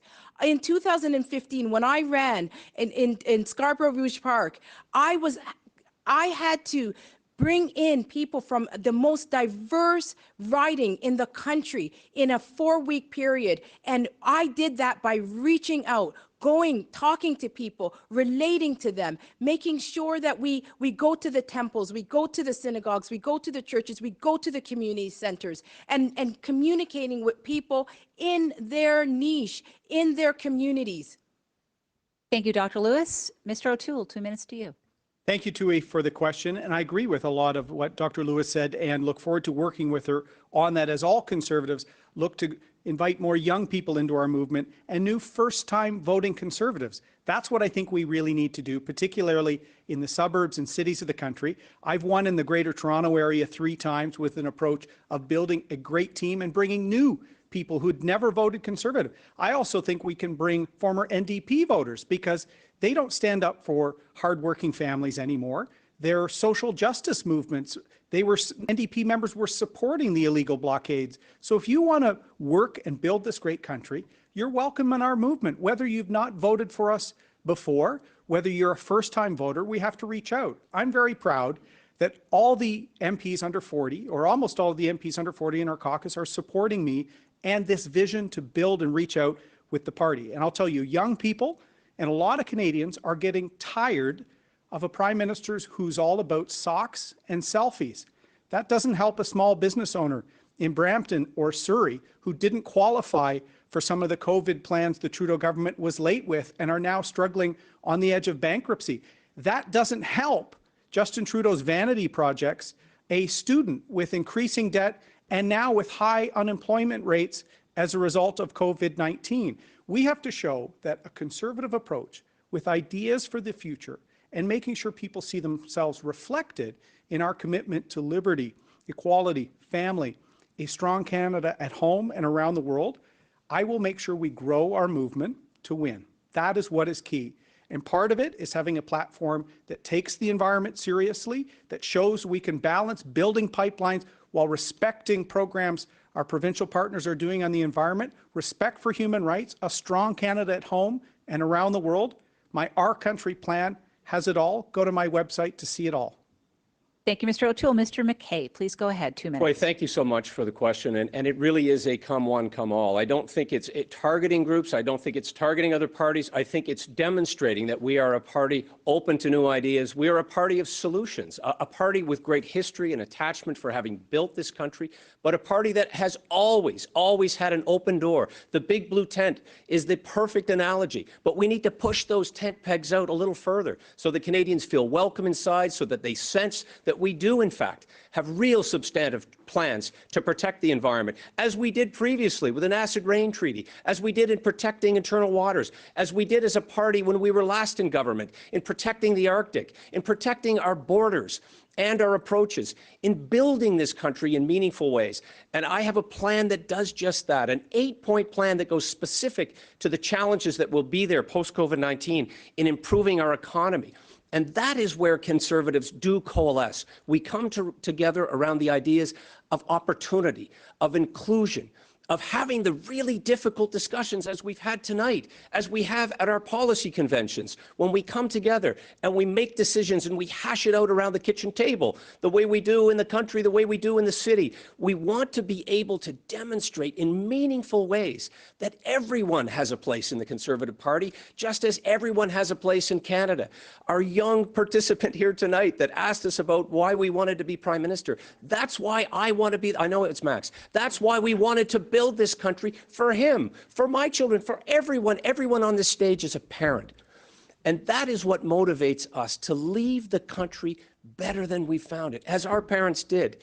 And so, Tway, this is very much my vision, to make sure that our country is strong, to make sure that our economy is functioning, to make sure that we're reputable in the world, that we stand behind what we say, that we get results. That is what is going to open our party up to forming government again. Thank you, Mr. MacKay. Mr. Sloan. Well, this question is what has motivated me in this leadership race, and it's something I've thought about significantly throughout the last election and leading up until today. And I believe it comes down to several things. The Conservative Party has to be known to be the party that has answers to every question that's facing Canadians. We can't just focus on the economy and Liberal corruption. We need to have good Conservative answers to housing, to poverty, to drug addiction. Young people like to do things. They like to do good. And if we can have plans that address these things in a Conservative way, we don't need to borrow from the Liberals. We can have good Conservative ways to actually reach out and help the crises we're seeing in society, whether it's the opioid addiction, whether it's our housing crisis. We can have good Conservative answers to these. And when it comes to the environment, you know, we had a great environmental plan in our last election. And, you know, our marketing strategy was kind of like, you know, we're not going to say much about it. We're going to say that we have it. We need to distinguish our plan from the Liberal style of plan. Conservatives are not climate alarmists. Okay? We are good conservationists, and we need to say this is a great conservationist plan. It will actually help the environment. It is not going to deal with, you know, some random taxation scheme. It will actually be good for our environment. And that is how we can sell it. Free speech is a big seller for our younger generation. Look at Jordan Peterson. His opposition to Bill C-16, which I am also against, raised him into the stratosphere in terms of popularity with primarily young people. These are things that we should take seriously. Free speech in universities. I am behind a free speech plan in universities, and I would make funding contingent on rigid protection for free speech and free inquiry at our universities. And I've mentioned my social media plan. We're going to take them to task for banning people who may be conservative or have different ideas. I will take them to task for that. Thank you. Thank you, Mr. Sloan. We now have the floor open for 7 minutes. Candidates, please go ahead. I'm the only person here with a master's of environmental studies, and I believe that the environment is a very, very critical part of our platform, of our ability to win the next election. And with the education in environmental studies, I have an authenticity that I offer and that Canadians can see because I've taken the time to get educated on this very, very important issue. I also have private sector business experience, and I realize that the anti-business policies that this government has pushed over the last 5 years, it is turning off a lot of business owners. We know that small and medium-sized businesses employ over 80% of the Canadian population. And so we need strong business policies that promote the businesses. I agree with what Mr. MacKay said about we're all here as parents for our children. And the environment is critical for our children and for voters. If we want to win in the suburbs of Canada next time, we have to have a real plan.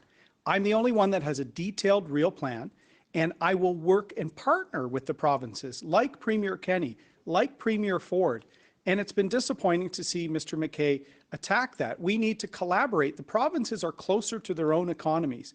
We saw how the carbon tax was unconstitutional according to a court in Alberta. I've been against the carbon tax since I was elected. I worked for a private sector employer that is leaving Canada before I was in politics because of the carbon tax. There are no carbon prices for states that we compete against. So the Trudeau government has made us less competitive, particularly manufacturing here in Southern Ontario. So I'm totally against the carbon tax, but I will support provinces that have an approach to get emissions down by working with large emitters. Mr. MacKay has supported a large emitter program before. Now he doesn't. If we're not clear on the environment in the next election, being a serious issue, we're not going to be able to get the pipelines built. We're not going to be able to get projects built in the north, our mines. We're not going to be able to partner with Indigenous and Inuit communities to bring Canadian resources to market. The most ethical, highest standards of legal, environmental, and Indigenous engagement in the world.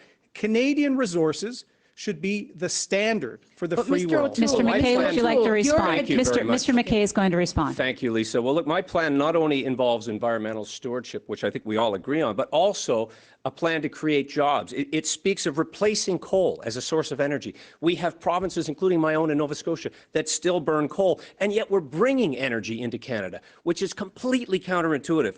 We need to be making investments in carbon sequestration. We need to achieve further advancements in technology, but how do we pay for it? We pay for it by the export of clean, highly regulated, competitively priced oil and gas products that we can refine in New Brunswick and not have to bring around the entire continent through the Panama Canal.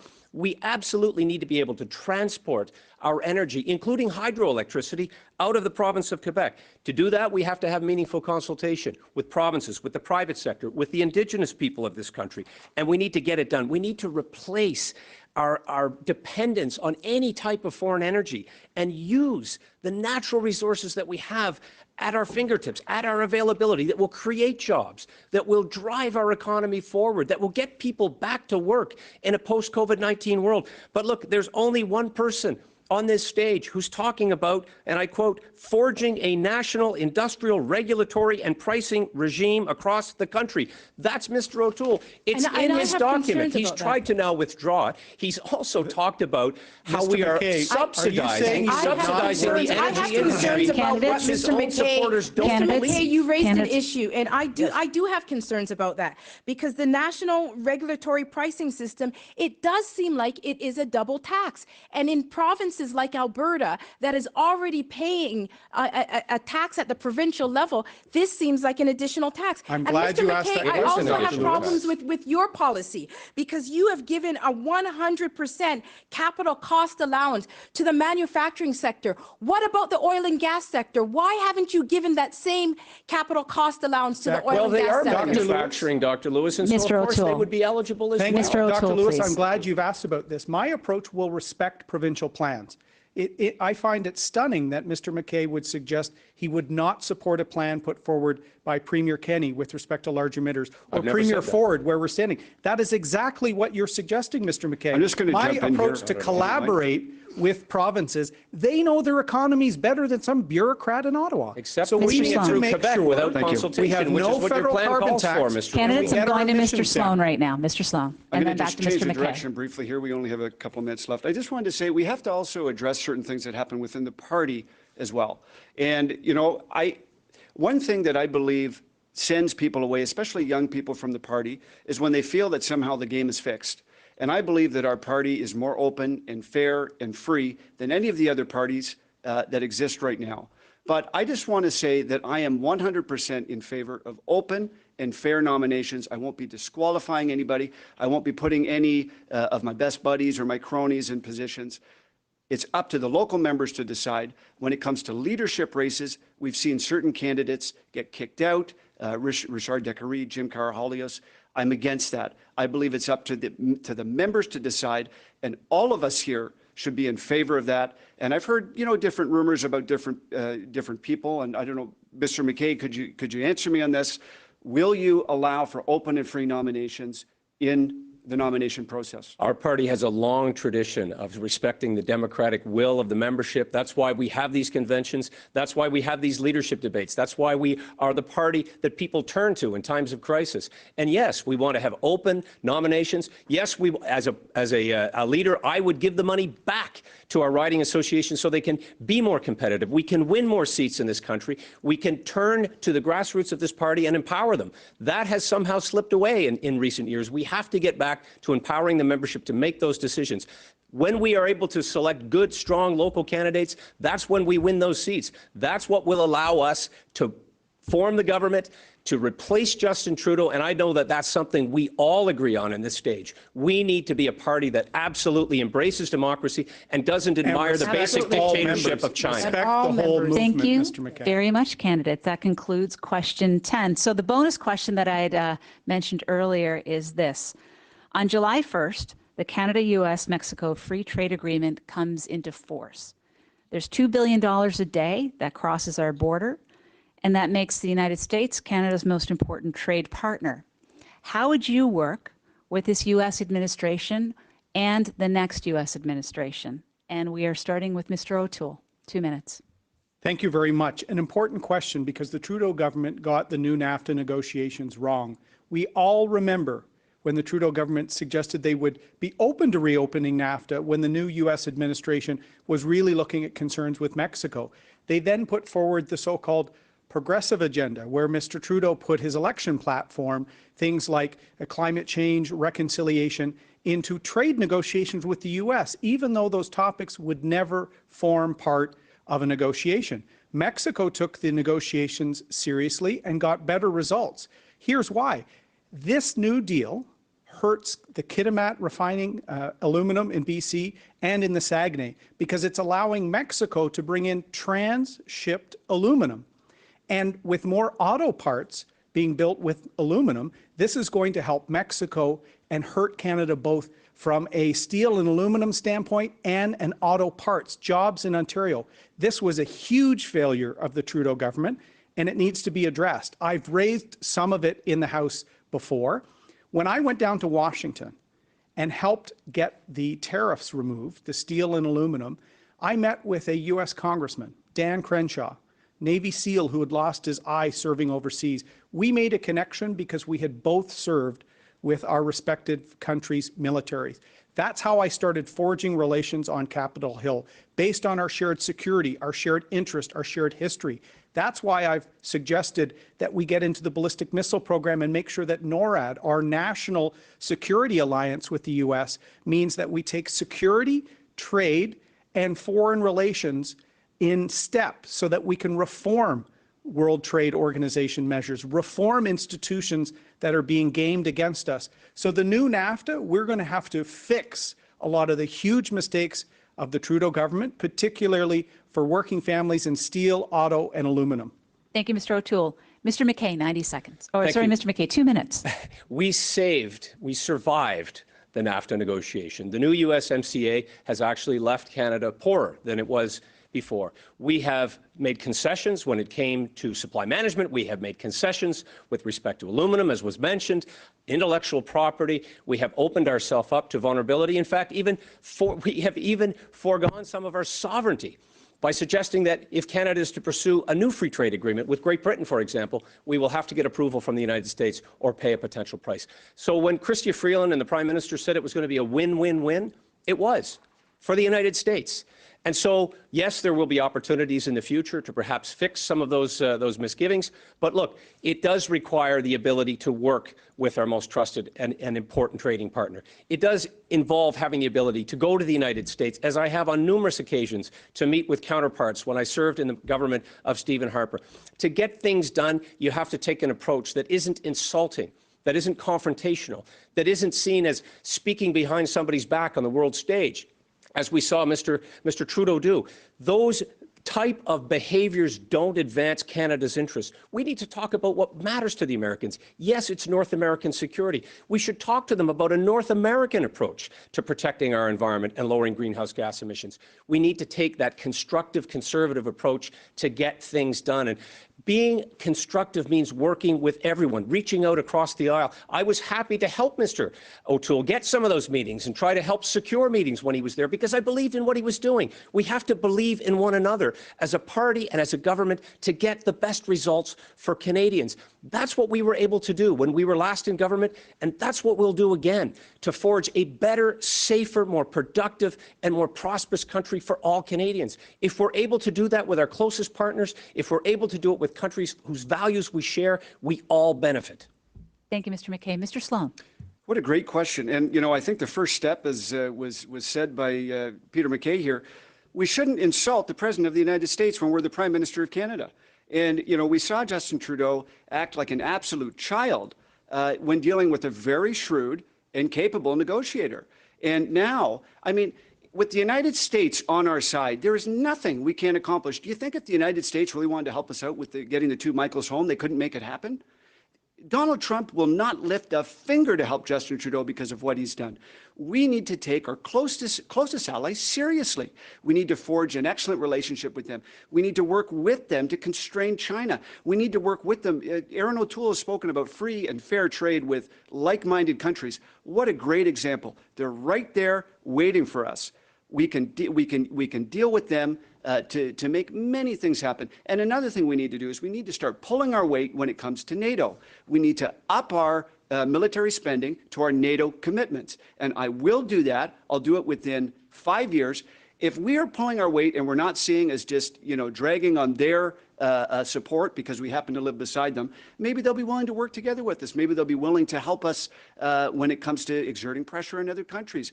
They are our greatest ally, and we, under this next government, which will be a conservative government, I know our relationship with the United States will be restored.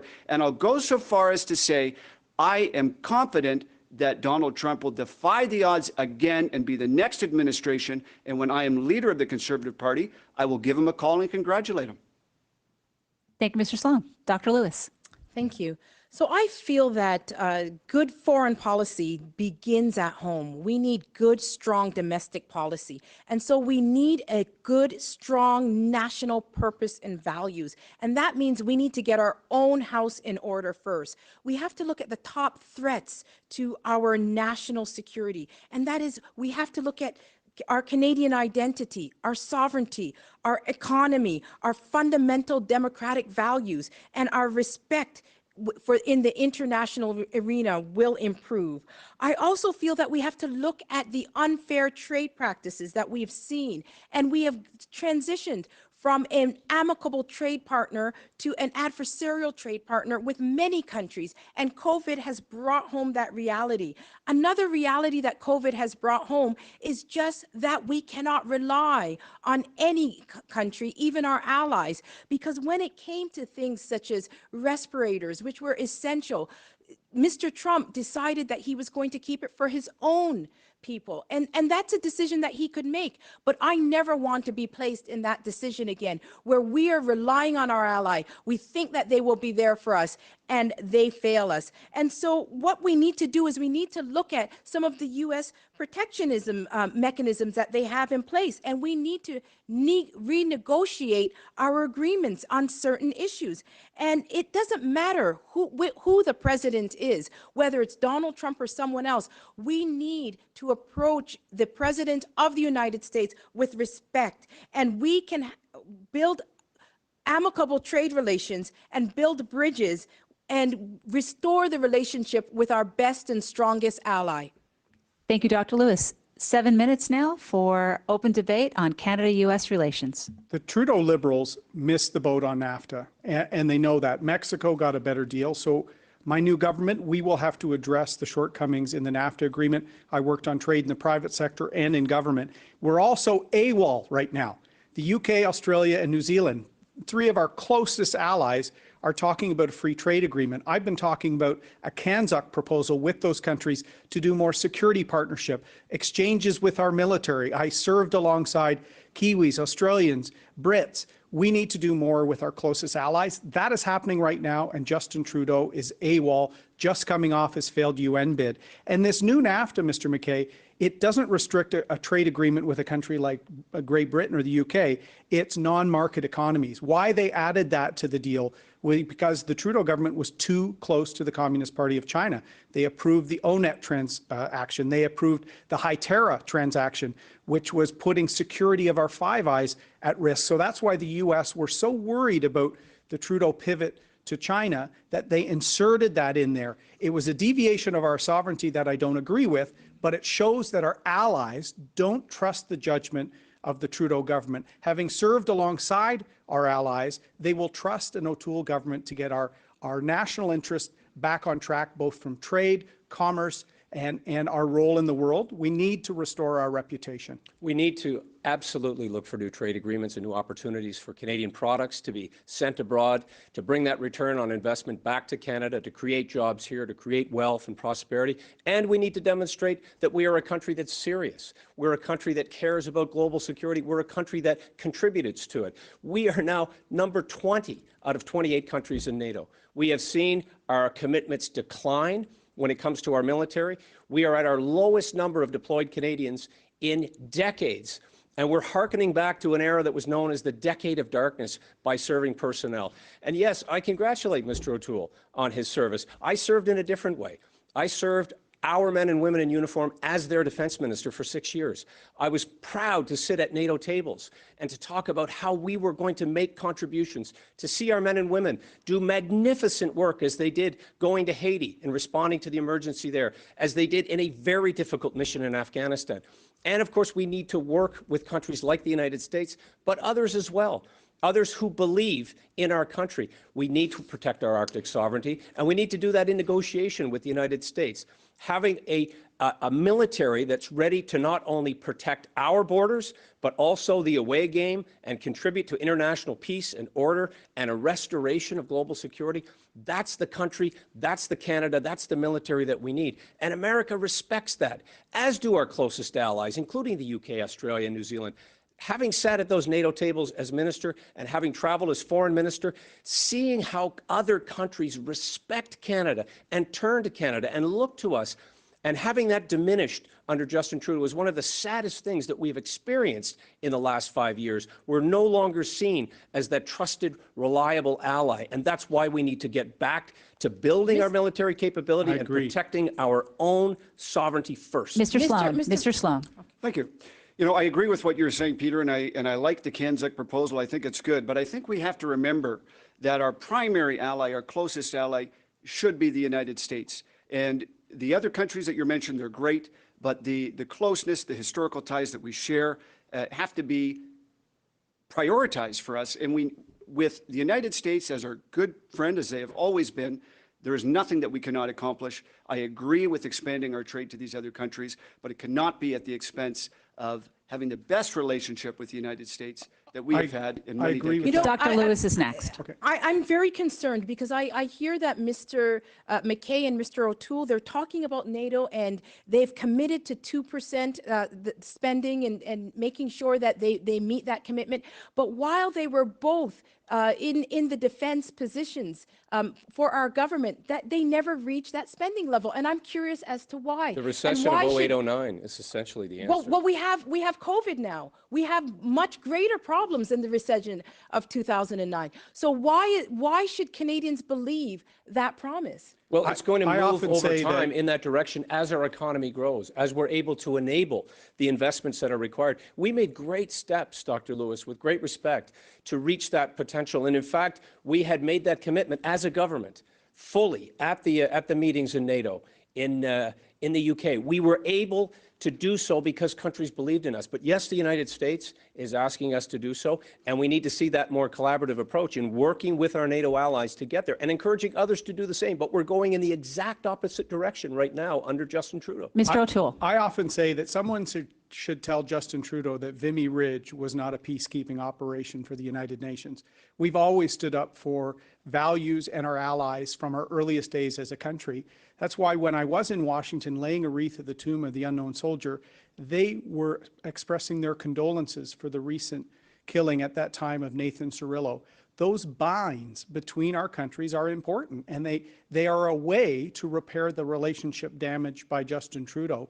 In Arlington, there was a cross erected for Americans that died serving with Canadian units in World War I. Those bonds are very important, and we need to use our deep personal, historic, trade, and security relations to not only improve relations, trade, and relations in North America, we need to do this around the world to realign trade and other institutions that have been gamed by bad actors, as I said, and make sure that the free countries of the world set the rules of the game. We don't let bad actors. I'm really concerned about you opening up the TPP to have discussions with Australia and New Zealand. I'm concerned about that on our supply management chain. The TPP is already finished, so those elements would not be looked at in CANZAC. That's the only element that we have not dealt with, though. We have not negotiated the supply management, Mr. It's O'Toole. about allowing students to study there and then work there for a number of years, and vice versa. We should show that close allies, democracies, free countries do more together. But it's about committing to our agriculture sector that we won't make other concessions. Our closest allies that we will compensate for those concessions if they do occur. And if there is new free trade agreements, we need to make those type of priorities and commitments to our supply managed system. Thank you very much, candidate. That concludes the debate portion of tonight's event. Thank you very much. It was very spirited and very well managed as well.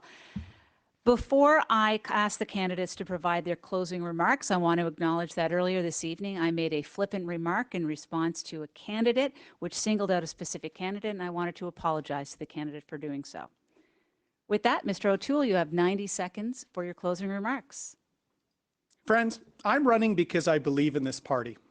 I'm running because I believe that whether you're a fiscal or a social conservative, a libertarian or a defense hawk, whether you've been in Canada 5 minutes or 50 years, whether you're LGBTQ, straight, young or old, whether you worship on Saturdays, Sundays, every day or not at all, you are an important part of this country, and there's a place for you in the Conservative Party of Canada.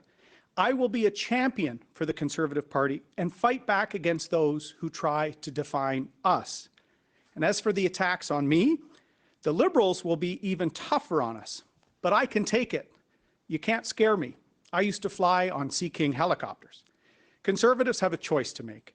Either you believe that we can score on an empty net by acting more like Liberals, or you believe, like I do, that we can win when we unite every kind of conservative.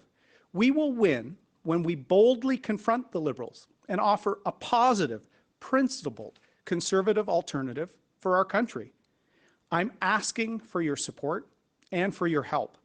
I need your vote to take on and beat Justin Trudeau so we can get our country back on track and deliver a Canada built on liberty, respect, and opportunity. I'm Erin O'Toole, and I'm running to be the Prime Minister. Mr. MacKay, 90 seconds for your close. We are a great party that has done much of the heavy lifting over Canada's history. And today there is much to do to overcome COVID-19. When I co-founded the Conservative Party of Canada, we had lost 3 elections. We needed to be strong and united to win, and we did. I won 6 elections and served in cabinet for almost 10 years, where we built a stronger, safer, and more prosperous Canada, where the rule of law was protected. A government that responded to a global recession and returned the books to balance. Whether it was representing Canada abroad, supporting the troops, I never drifted from my rural roots. That's where I learned the values of hard work, being careful with the dollar, standing up for what's just, respecting those who keep our country safe and free, and helping those who are less fortunate. I have continued to serve charitable organizations during my time in the private sector. But we have seen a nation fall behind under the failed policies of Justin Trudeau. I believe we owe it to our children and to our grandchildren to leave a better Canada. And this happens when Conservatives unite and offer Canadians hope and a plan for the future, and we win together. I encourage you to visit my website, petermackay.ca, to read more about my vision, including the 8-point jobs plan for Canada. We have heard some good ideas tonight from all of the candidates, and we have a long road ahead of us. But I will build a team that is ready to beat Justin Trudeau in every part of Canada. I ask for your support. Please join me to build a better Canada. Thank you, Mr. MacKay. Mr. Sloan, you have 90 seconds. It is a privilege to be here tonight representing the grassroots of this great movement. We have two choices in facing the future of our party. The first is to water down our values and hope for electoral success. The other is to stand true to principle. The other candidates might agree with me so far, but there is a clear difference. I am the only candidate who will pull us out of the Paris Agreement. I am the only candidate who will defund the World Health Organization. I am the only candidate actively campaigning for free speech and parental sovereignty against the draconian bills C-16 and Bill C-8. I am the only candidate who would declare Antifa a terrorist group. I am the only candidate who will stand against climate alarmism, stand against the UN and her sovereignty-destroying sister organizations like the World Health Organization, and to stand strong against political correctness. Our success lies in a firm commitment to conservative values. I will do whatever it takes to unite our country, to unite our movement, to defend our sovereignty, and to make sure that the West feels like an equal partner in Confederation. I will never compromise on principles. I will never retreat. This is my promise to you and to Canada. If you don't want a Liberal light party, I am your candidate. If you want a Conservative without apology to lead our party, I ask tonight for your vote. God bless you, and God bless Canada. Thank you, Mr. Sloan. Dr. Lewis, 90 seconds. My parents left everything behind to come to this great country because they believed that it was the best country in the world to raise their children. And I know that they were right. I am proud to be a Canadian. Canada has shaped me and has made me everything that I am today and has given me this opportunity to stand here before you tonight to seek the position of the leader of the Conservative Party of Canada and potentially your next Prime Minister. Over the last 5 years, I've watched Justin Trudeau destroy the Canadian dream. The fabric of our nation is being torn apart. Provinces are threatening to leave our great confederation. Debt is piling up. Social divisions are widening. But there is hope. Hope that Canada can be restored as a beacon of hope and opportunity for all around the world. I believe that when Conservatives unite, social conservatives, progressive conservatives, libertarian and fiscal conservatives, we can start the work of healing this great nation. COVID has pushed us to a turning point, but it is not the end. It is just the beginning of a stronger, more independent and self-sufficient nation, relying on our own manufacturing capacity, our own national resources. We can unite with the passion and the love and the freedom that knows that when we work together, there's nothing we cannot achieve. Our unity is indeed our strength. Thank you very much, Dr. Lewis. And thank you to all the candidates as this concludes our event. As a reminder to the media, candidates will be available in this studio starting in about 10 minutes for questions.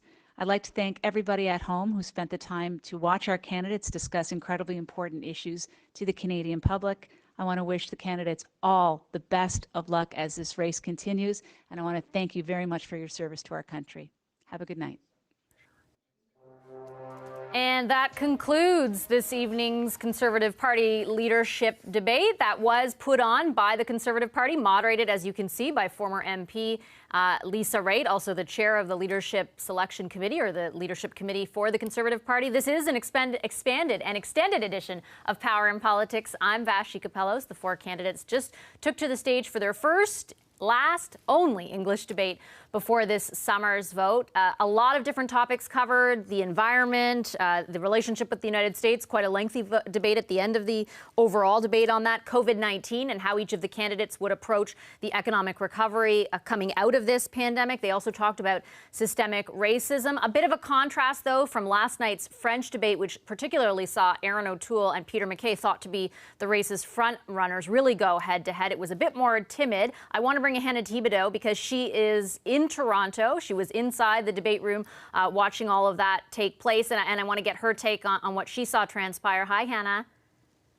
Hi. Well, not physically inside the debate room. Yeah. It's just behind me. Just so, because pandemic version there is a limit of 10. Yeah, okay. Pandemic version of that. I'm very close to them, though. My overall impression of this debate, Vashi, is that, like you were saying, last night we saw some really chippy exchanges between the two frontrunners in this race, Erin O'Toole and Peter MacKay. Now, tonight it seems like all of the candidates sort of went back to how conservative leadership debates typically happen, where they all stand on a stage and somewhat agree with each other and then go back to attacking Justin Trudeau. I'm just going to show you behind us. We have, oh, Peter MacKay, you want to talk to us about how the debate went?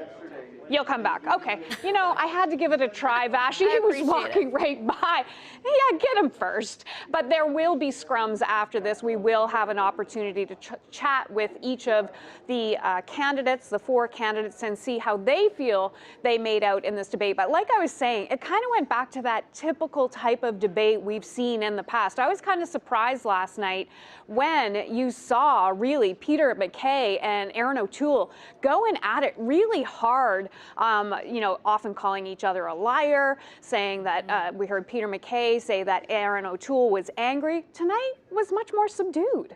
Yeah, I want to give our viewers, as you mentioned, Hannah, a bit of a sense of what they have coming up. Each of the candidates, in about 10 minutes' time, is scheduled to hold what we call a scrum, so an media availability with reporters for about 10 minutes. Each of them will do that, and we're going to bring you those live as they happen. I also want to make sure, Hannah, that we outline for viewers that you know, we didn't host that debate. There were no journalists involved, but we carried it so that people can really get as much information about the positions that these candidates are taking because they're running to lead the official opposition, right? Right. And one other thing that I thought was really interesting about this, too, I was telling you earlier that, you know, in the French debate, when it came to Sloan and Leslyn Lewis, their French language skills aren't, you know, really up to par. So yesterday they were reading a lot of notes, and we heard a lot more from them this evening on their positions on different issues. But, you know, part of it being a more subdued debate, too, is the fact when they were talking about the social conservative side of the party, there was a question posed specifically on that, but it was posed specifically to the social conservative candidates in this race. So there wasn't even a lot of disagreement there. You didn't hear that back and forth and to and fro that you might have heard if, say, Peter MacKay was involved in that part of the debate. But it was between Leslyn Lewis and Sloan. So it was a much more subdued and tamed down version of last night's French debate, for sure. Okay, thanks, Hannah. Really appreciate it. We'll be listening for your questions in those scrums. The CBC's Hannah Thibodeau in Toronto. I want to bring in our panel of Conservative strategists to discuss what we just saw. Jenny Byrne was the Deputy Chief of Staff to Prime Minister Stephen Harper, Director of Operations and Principal Secretary for former Premier Doug Ford. She's now Principal at Jenny Byrne and Associates. Shakir Chambers is a Senior Consultant with Navigator, and Corey Tenaik is a Managing Partner at Rubicon Strategy and also the former Director of Communications for Stephen Harper. Hello. Good to see you after this two-hour debate. I appreciate you guys sticking around with us. My initial observation was just that it was different. I mean, it sounded like Erin O'Toole listened to your comments leading into the debate when you said, hey, he was maybe a bit going too hard at Peter MacKay, because he certainly didn't, Jenny, go as hard tonight. Well, he was definitely much less chippy. His demeanor was a lot more. I hate to use the word controlled, but this might have been a language thing. Not to go back to the last leaders debate, not federally in October. If you remember, Maxime Bernier was uber aggressive in English and less so in French. And I don't think it was a strategy. I just don't think he was as comfortable in English as what he was in French. I think that if there's a winner coming out of this, I think MacKay probably was the one coming out of this looking the best again tonight. He was very thoughtful in a lot of his comments. He really, in some of the answers, especially in terms of asked the question about why do we want to be prime minister, he had a very well thought out answer. And in terms of the debate generally, I thought the first part of the debate was a little hard to watch. I felt it was a bit choppy and weird with the 2-minute exchanges and the 4-person question at the front. But I thought as the debate progressed and you had the 7-minute exchanges, it was a lot more interesting to follow. Yeah, the 7-minute exchanges certainly lent themselves to getting a bit more of a sense, I think, from each of the candidates about where they stood on those issues. Corey, what was your overall takeaway?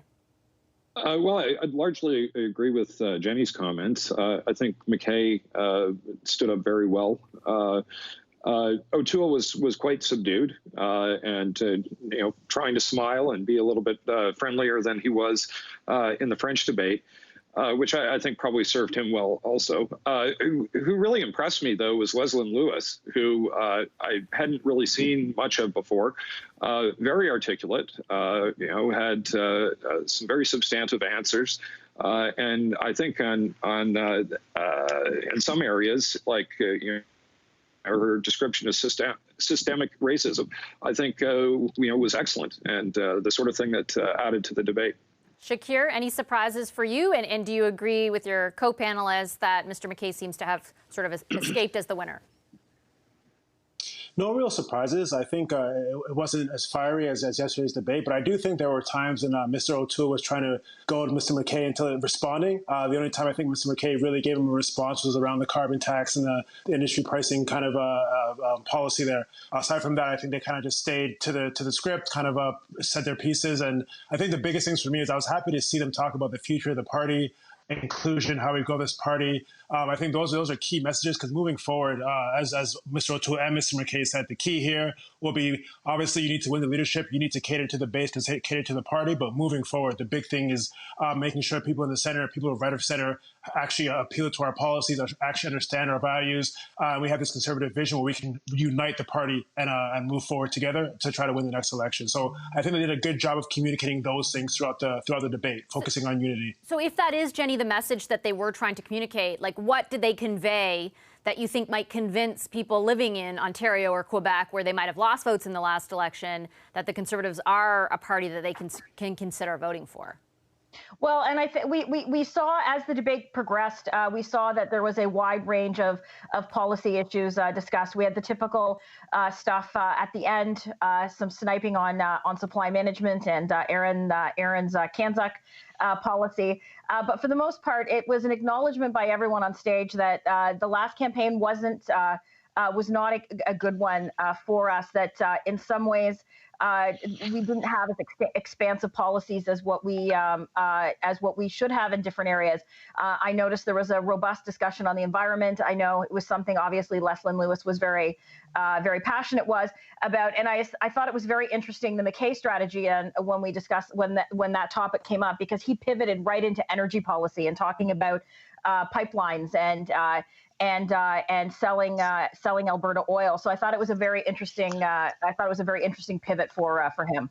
Yeah, the environment is an interesting issue because there was an acknowledgement by some of the candidates, I think Leslyn Lewis and Erin O'Toole, that it was something that they struggled with, like that the party struggled with in the last election. There's still everybody saying that the carbon tax is bad, but the vision even that a few of them put forward, those who did have a more concrete plan, Corey, wasn't exactly a whole lot different than what Andrew Scheer put forward. It sounds like they just plan on communicating it differently. Yeah, I think that might be a mistake for the party. I think having a substantive plan that's different. I think carbon taxes for most Conservatives are just a total non-starter. So having a more detailed look at, how is it that you're going to approach it? I thought it was interesting, the exchanges between O'Toole and MacKay on that. I think O'Toole's approach is probably one that would be appealing to a lot of premiers that would want to have flexibility to determine their own plans. But what if it ends up being a carbon tax in some of those jurisdictions? Well, maybe that's not a good one if some provinces want to go that direction. But I think more substantive policies are going to serve the Conservatives well, and the environment is one of the areas where we certainly dropped the ball last time. As we wait for the first scrum, which I believe is going to be Erin O'Toole, the first media availability, they're going to talk to reporters for about 10 minutes time, and we'll bring you there. I do want to play one clip from one exchange from the debate. It's the last one, just for the control room, clip number 8. That's the exchange between Mr. O'Toole and Mr. MacKay, just to give us a sense of some of the times they went after each other a little bit, not compared to yesterday, but a little bit. Let's take a listen. Mr. MacKay seems okay with the status quo, not demanding better from the WTO, not demanding better from the UN. This is why it's time for a next generation of true blue leadership to make these institutions better, hold people to account, and don't allow bad actors of the world, to game them. Okay, That's Mr. what MacKay, happened with you the can respond. WHO. Well, we need thoughtful ideas, and you're seeing a lot of this tonight. And it happens for us as a party when we're able to not attack each other, but attack the Liberals and focus our attention on presenting ideas. It was interesting. I wanted to play that clip, Jenny, because it's kind of indicative of some of the patterns that we saw, mostly punctuated last night, but to a certain degree tonight, in which you would hear Mr. O'Toole try to contrast himself with Mr. MacKay, and Mr. MacKay really quickly kind of pivot more to let's contrast with the Liberals. Yeah, and I think that was smart. I think that was very smart on the MacKay campaign. And at the end of the day, in terms of general policies towards the United Nations, Erin and Peter's positions are very similar. I know Erin did touch on that we should start withholding money from the WHO and the UN approach also that Derek Sloan had, and I know that there is a lot of conservatives that are very sympathetic to that position. That being said, I'm not sure how many are going to vote. Conservatives are going to even vote on that in a leadership race. But it definitely showed an actual strategy by MacKay's people, because whenever Erin would try to kind of draw Peter into to kind of an internal debate, to your point, Peter just pivoted right back to Justin Trudeau. And I'm assuming that the reason they did that was they feel they are the ones, they wanted to show members on stage that he is the one that will look the best in terms of being able to take on Trudeau and win with the two of them standing side by side. What do you think, Shakir, is behind that strategy?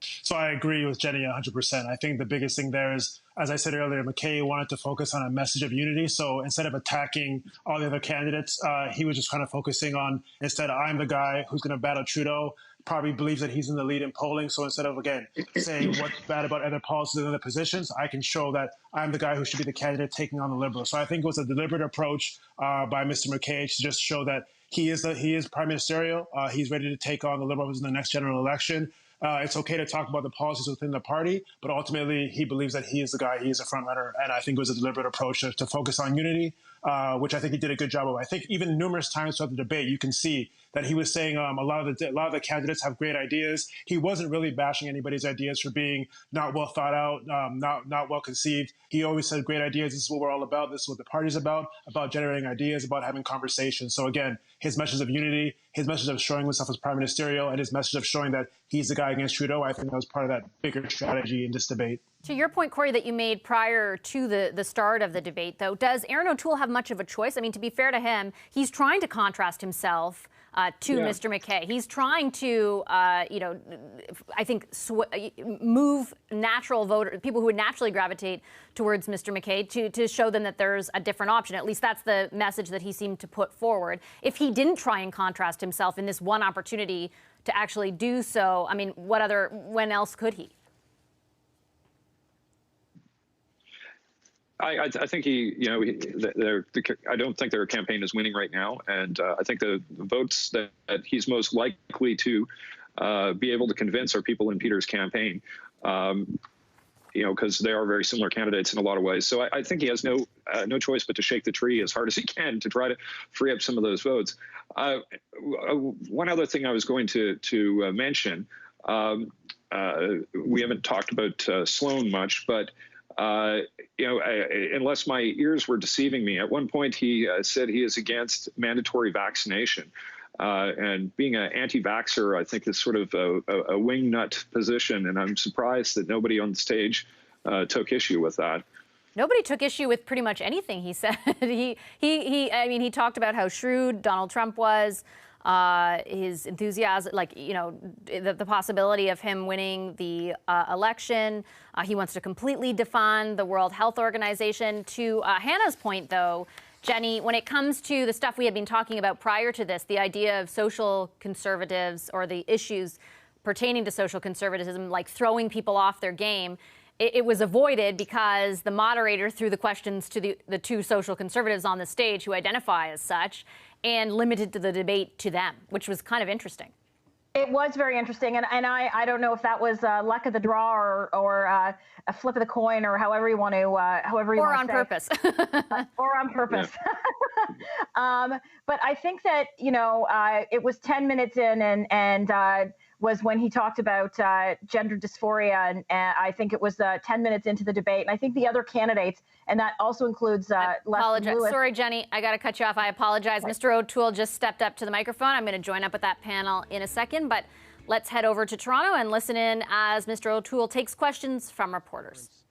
First up, we have Erin O'Toole. Operator, can you send through the first caller? Certainly. First question will be from Nico Johnson at the Post Millennial. Please go ahead. Am I ready to go? Hi, yeah, I can hear you. Perfect. Hi, Erin. So in 2017, you ran on a fairly moderate platform. Now, in 2020, you're running as a candidate to the right of Peter MacKay. So I'm wondering what has changed in those 3 years to change your position. My position hasn't changed, but the country has changed. We're more divided. We're weaker. There's less opportunity for my kids' generation. We have less respect on the world stage. That was shown in spades just yesterday. So I'm more passionate to make sure we win this next election. And that's why the message we're providing is resonating with our members from coast to coast. Right. And you've obviously won 3 times in the GTA, as you said throughout the debate tonight. Now, what do the Conservatives need to do in order to convert those votes to the Conservative Party? We have to grow suburban and urban voters. That's what I've been saying consistently. We're going to do that by reaching out and connecting them on our values, particularly parts of the GTA like Mississauga, Brampton. There's a lot of small business owners, first or second generation Canadian. They've been actually attacked by Trudeau with the small business tax changes, left out of the COVID response. I think there's a lot of people that may not have seen themselves as Conservatives. We're going to reach out, build our momentum, and we're already seeing progress. Thank you. We'll go to the floor. Whoever wants to go first. Okay. Hi, Mr. O'Toole. I'd like to ask you, you seem to have dialed back your attacks on Mr. MacKay today. Why? Well, I think there was, it was a little easier. Miss Rate provided direct time for people. I was trying to get in some debate and exchange. That's what this is supposed to be. I think it was a little easier tonight. This is new for all of us. There's remote cameras and these sorts of things. Last night was a bit of a harder time to get some engagement going, and so this tonight flowed better. So I can have follow-up. I want to ask you, I think it was asked during the debate, but I'm not sure if it was clear. Do you believe that that there's systemic racism in Canada and in our institutions? Well, what I said tonight was I think we owe it to Canada to make sure we remain the best country in the world, and we stamp out any instances of racism, unfairness, discrimination, and have a commitment to that. I've tried to have a commitment to that as a public official, and there's got to be a zero tolerance approach, and I will have that approach. Conservatives are liberty-minded, merit-based, rule of law. I think we can really take up this issue and make sure there's a level playing field for all. I'm not sure if you answered the question, though. Do you believe that there's systemic racism in Canada and in our institutions? I think if something is brought up in an institution, whether it's the RCMP, the military, Transport Canada, any instance, we have to stamp it out. I've actually written the Trudeau government on cases that I wanted examined previously, and they provided me with some of the processes that were looked at to make sure there's equal opportunity. That's what we have to insist upon. Except that your platform calls for mandatory minimums, and mandatory minimums are one of the things that is widely cited as increasing the rates of incarceration for Indigenous and Black Canadians. So how do you square that? I square it by my mandatory minimum policies are very, very narrow. They're only for the most serious violent crimes or for trafficking in illegal guns. So these are very serious public safety measures, and I think society warrants a definite punishment, a clear signal that we're denouncing that conduct, and it's related to the action. And I think it will not only be in line with what Canadians expect, it will be something that I think will make our communities safer. But you still haven't answered the question, so I'll ask it a different way. How would you define systemic racism? Well, you could define it to me. I've said whenever we see an instance of racism, zero tolerance. And I've said when I've had a complaint from a constituent, I raise that with the department and learn their procedures for looking at it. So I think we have to make sure we have a zero tolerance approach from top to bottom. Okay, operator, we'll go back to the phone, please. Next question will be from Catherine Lévesque at the Canadian Press. Please go ahead. Oui, bonjour, Monsieur O'Toole. Good On va evening, retourner en Mr. français. O'Toole. We'll go back to French. Justement, j'aimerais vous entendre I'd like to have you là-dessus. comment Systémique au on Canada. whether you believe there is systemic racism in Canada. As I said in English, we must work harder to ensure that everyone has a proper opportunity, and it must be zero tolerance on this in Canada. That is the approach I will take. But as a conservative, I am proud to be part of a country where everyone has an equal opportunity. But I think there must be zero tolerance for this. Oui, très bien. Et votre Yes, adversaire and your a opponent, dénoncé la loi sur la laïcité, with respect to the legislation in Quebec, some colleagues have said that it is racist. Do you agree with that? No, I believe that that bill comes within the responsibility of the Quebec Parliament. I served Canada with people of all races and culture. But I believe it's up to the National Assembly to deal with this. It falls within the jurisdiction of that province, and I will respect their decision. We'll go to the next question, please. Next question will be from Andrew Lawton at True North. Please go ahead. Good evening, Mr. O'Toole. In your platform, you've promised to cut funding to CBC's digital and news properties and eventually privatizing. More broadly, do you think there's an anti-conservative bias problem in CBC or even in mainstream media more broadly?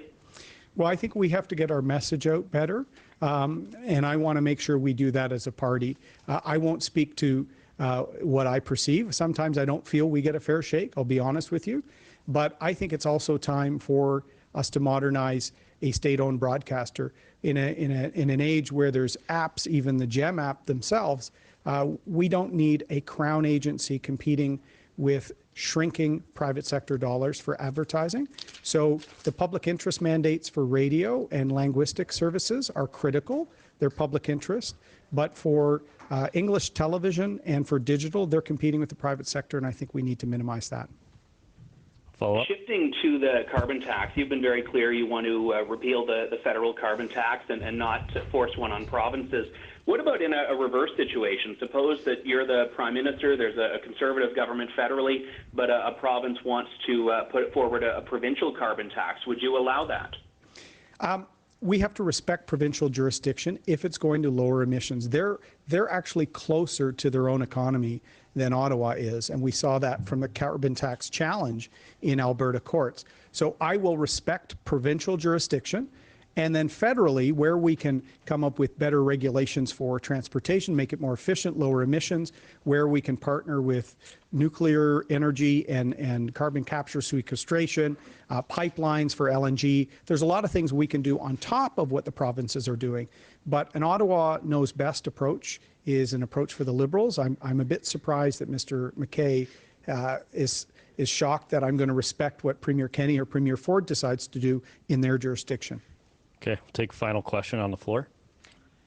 I just want to clarify to make sure I'm accurate when I say this. When I ask if you believe there's systemic racism in Canada and in our institutions, I get the feeling the answer is no. There is racism in Canada, and we have to have a commitment to stamp it out. What we have to do now is come up with making sure there's measures that oversees the entire process. As I said, I've actually raised this issue as an MP on behalf of a constituent and asked the government about the process to ensure that there's opportunity for all, there's no limitations on advancement, and as I said, a zero tolerance approach. I think that's the way to approach it. And as Conservatives, I think it's part of our values, and so I'm committed to stamping it out. What about in the RCMP? That's something that's being examined right now, and I think the Commissioner is coming up with her proposal to look at what programs are in place now and what they need to do to make sure that there's public confidence in that important institution. I have confidence in the men and women that step forward to serve our country. That's a challenging job. No one is more upset by the terrible video from the United States than many of the law enforcement people I talk to. So we need to make sure that we work with them to have a zero tolerance approach. Okay, thank you, Mr. Thank O'Toole. you. Operator, can you clear queue? That is Conservative leadership candidate Erin O'Toole speaking to reporters following the conclusion of the Conservative leadership debate. We're just waiting for Peter MacKay, the next candidate, to step up to the microphone. I want to give you a bit of information about Erin O'Toole, though. Right now, he's 47 years old. He is a lawyer. He's also the former Minister of Veterans Affairs for a little while under Prime Minister Harper. This is his second run at the Conservative leadership. He's currently an MP as well in the Conservative caucus. I'll bring back our panel, Jenny Byrne, Shakir Chambers, and Corey tonight. Shakir, I want to start with you. An interesting few exchanges there with Mr. O'Toole around systemic racism, and that actually picks up on something that was debated or discussed. Oh, I'm sorry, I don't get to go to you because Mr. MacKay is already up. My apologies. We'll swing back to Toronto and listen to Mr. MacKay take questions from reporters. Stephanie Levitz, the Canadian Press. I wanted to ask you about systemic racism because the debate today is very much about systemic racism in our justice system. And you were the justice minister and you were responsible for implementing policies like mandatory minimums. Rates of incarceration for Indigenous Canadians, Black Canadians rose while you were justice minister. How much responsibility do you bear for that?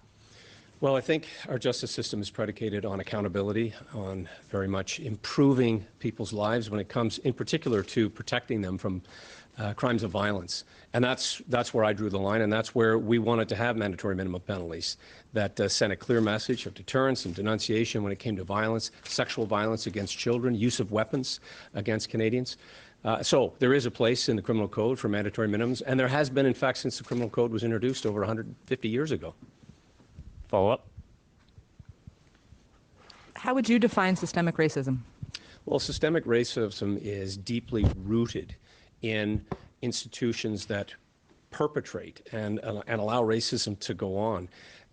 What we heard coming from the commissioner of the RCMP was an acknowledgement that that institution, amongst others, and more broadly our justice system that you spoke of, has to improve.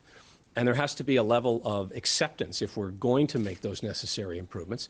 It's a difficult, awkward, but necessary conversation if we're going to get to that better place. And it will only happen over time. This isn't going to be some magic approach that will allow it to happen quickly. It's going to happen in the private sector, and it's going to happen in the public sector when there is a deep-seated commitment to getting there and removing the barriers and calling it out and calling it for what it is.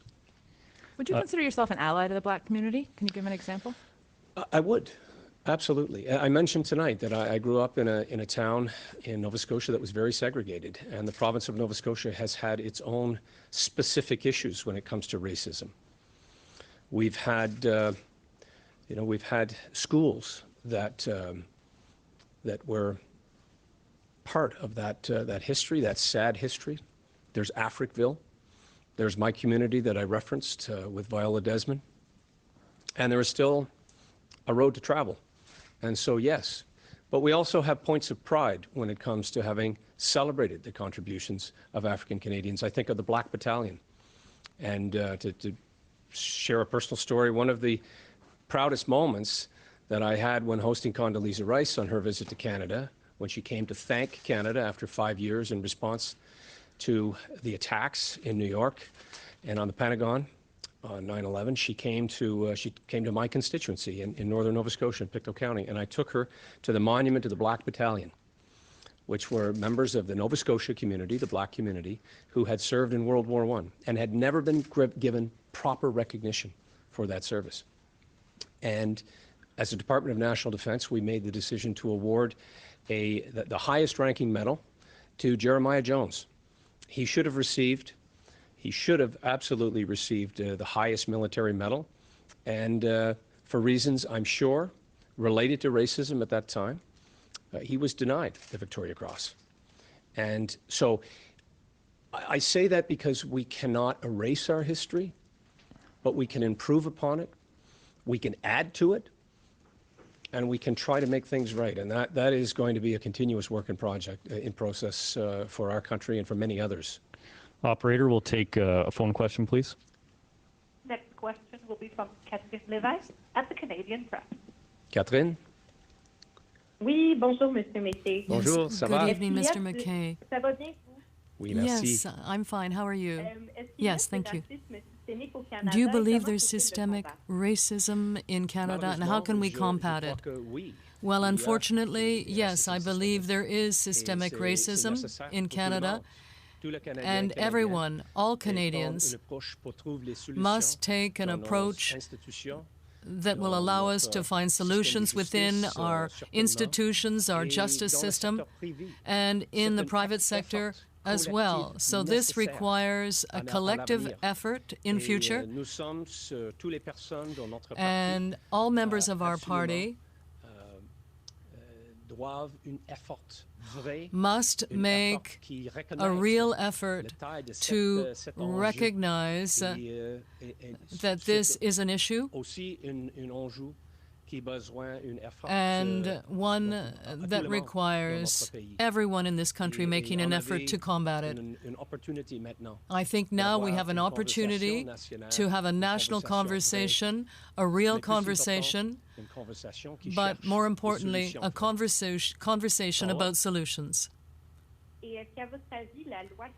And do you believe that the Quebec secularism bill is an example of racism, systemic racism?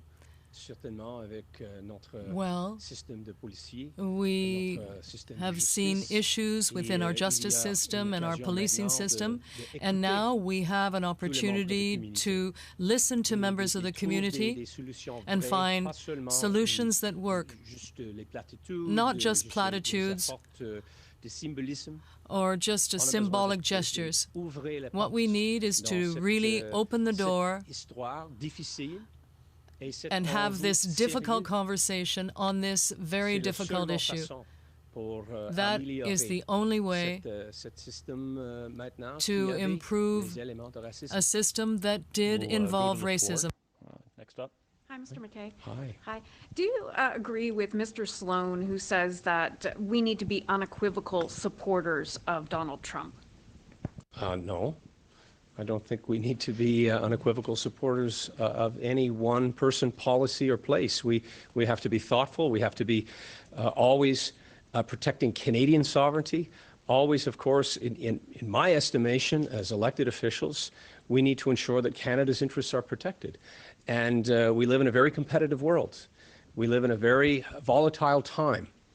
And so for that reason, and certainly coming out of COVID-19, I think that there has been really, I see it as a positive, renewed sense of patriotism to protect Canada's interests. And that includes ensuring that our economy gets back on its feet, we make the necessary adjustments, but we continue to reach out and work with countries like the United States and other like-minded countries.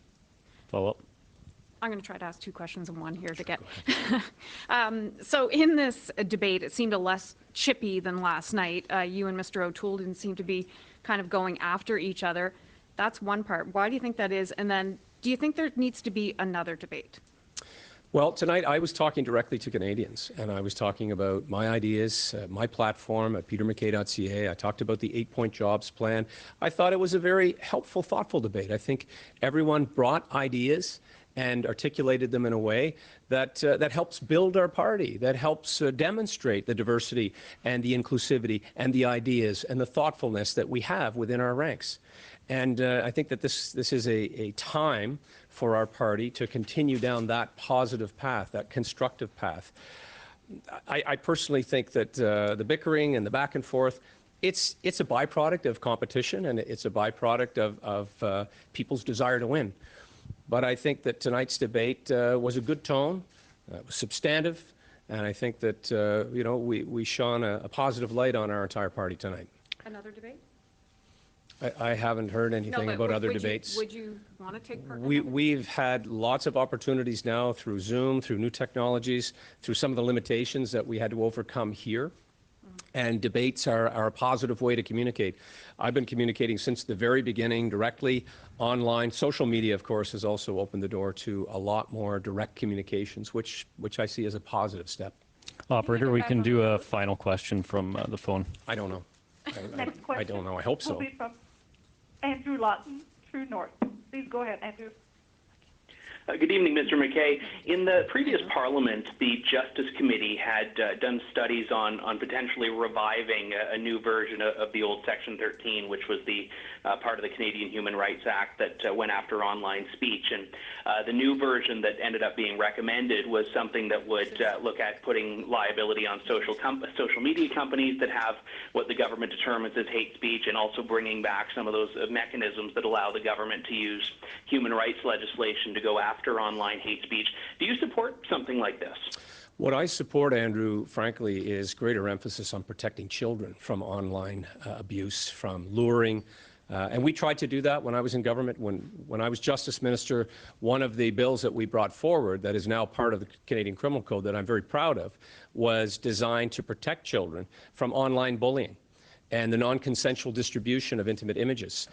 That type of legislation, when it's used to protect rather than to be pernicious or to limit free speech, I do support that type of legislation. This bill that you're talking about, I have not seen the details of it, but in general terms, I'm not for punishing people's thoughts or expressions or putting limitations on their speech.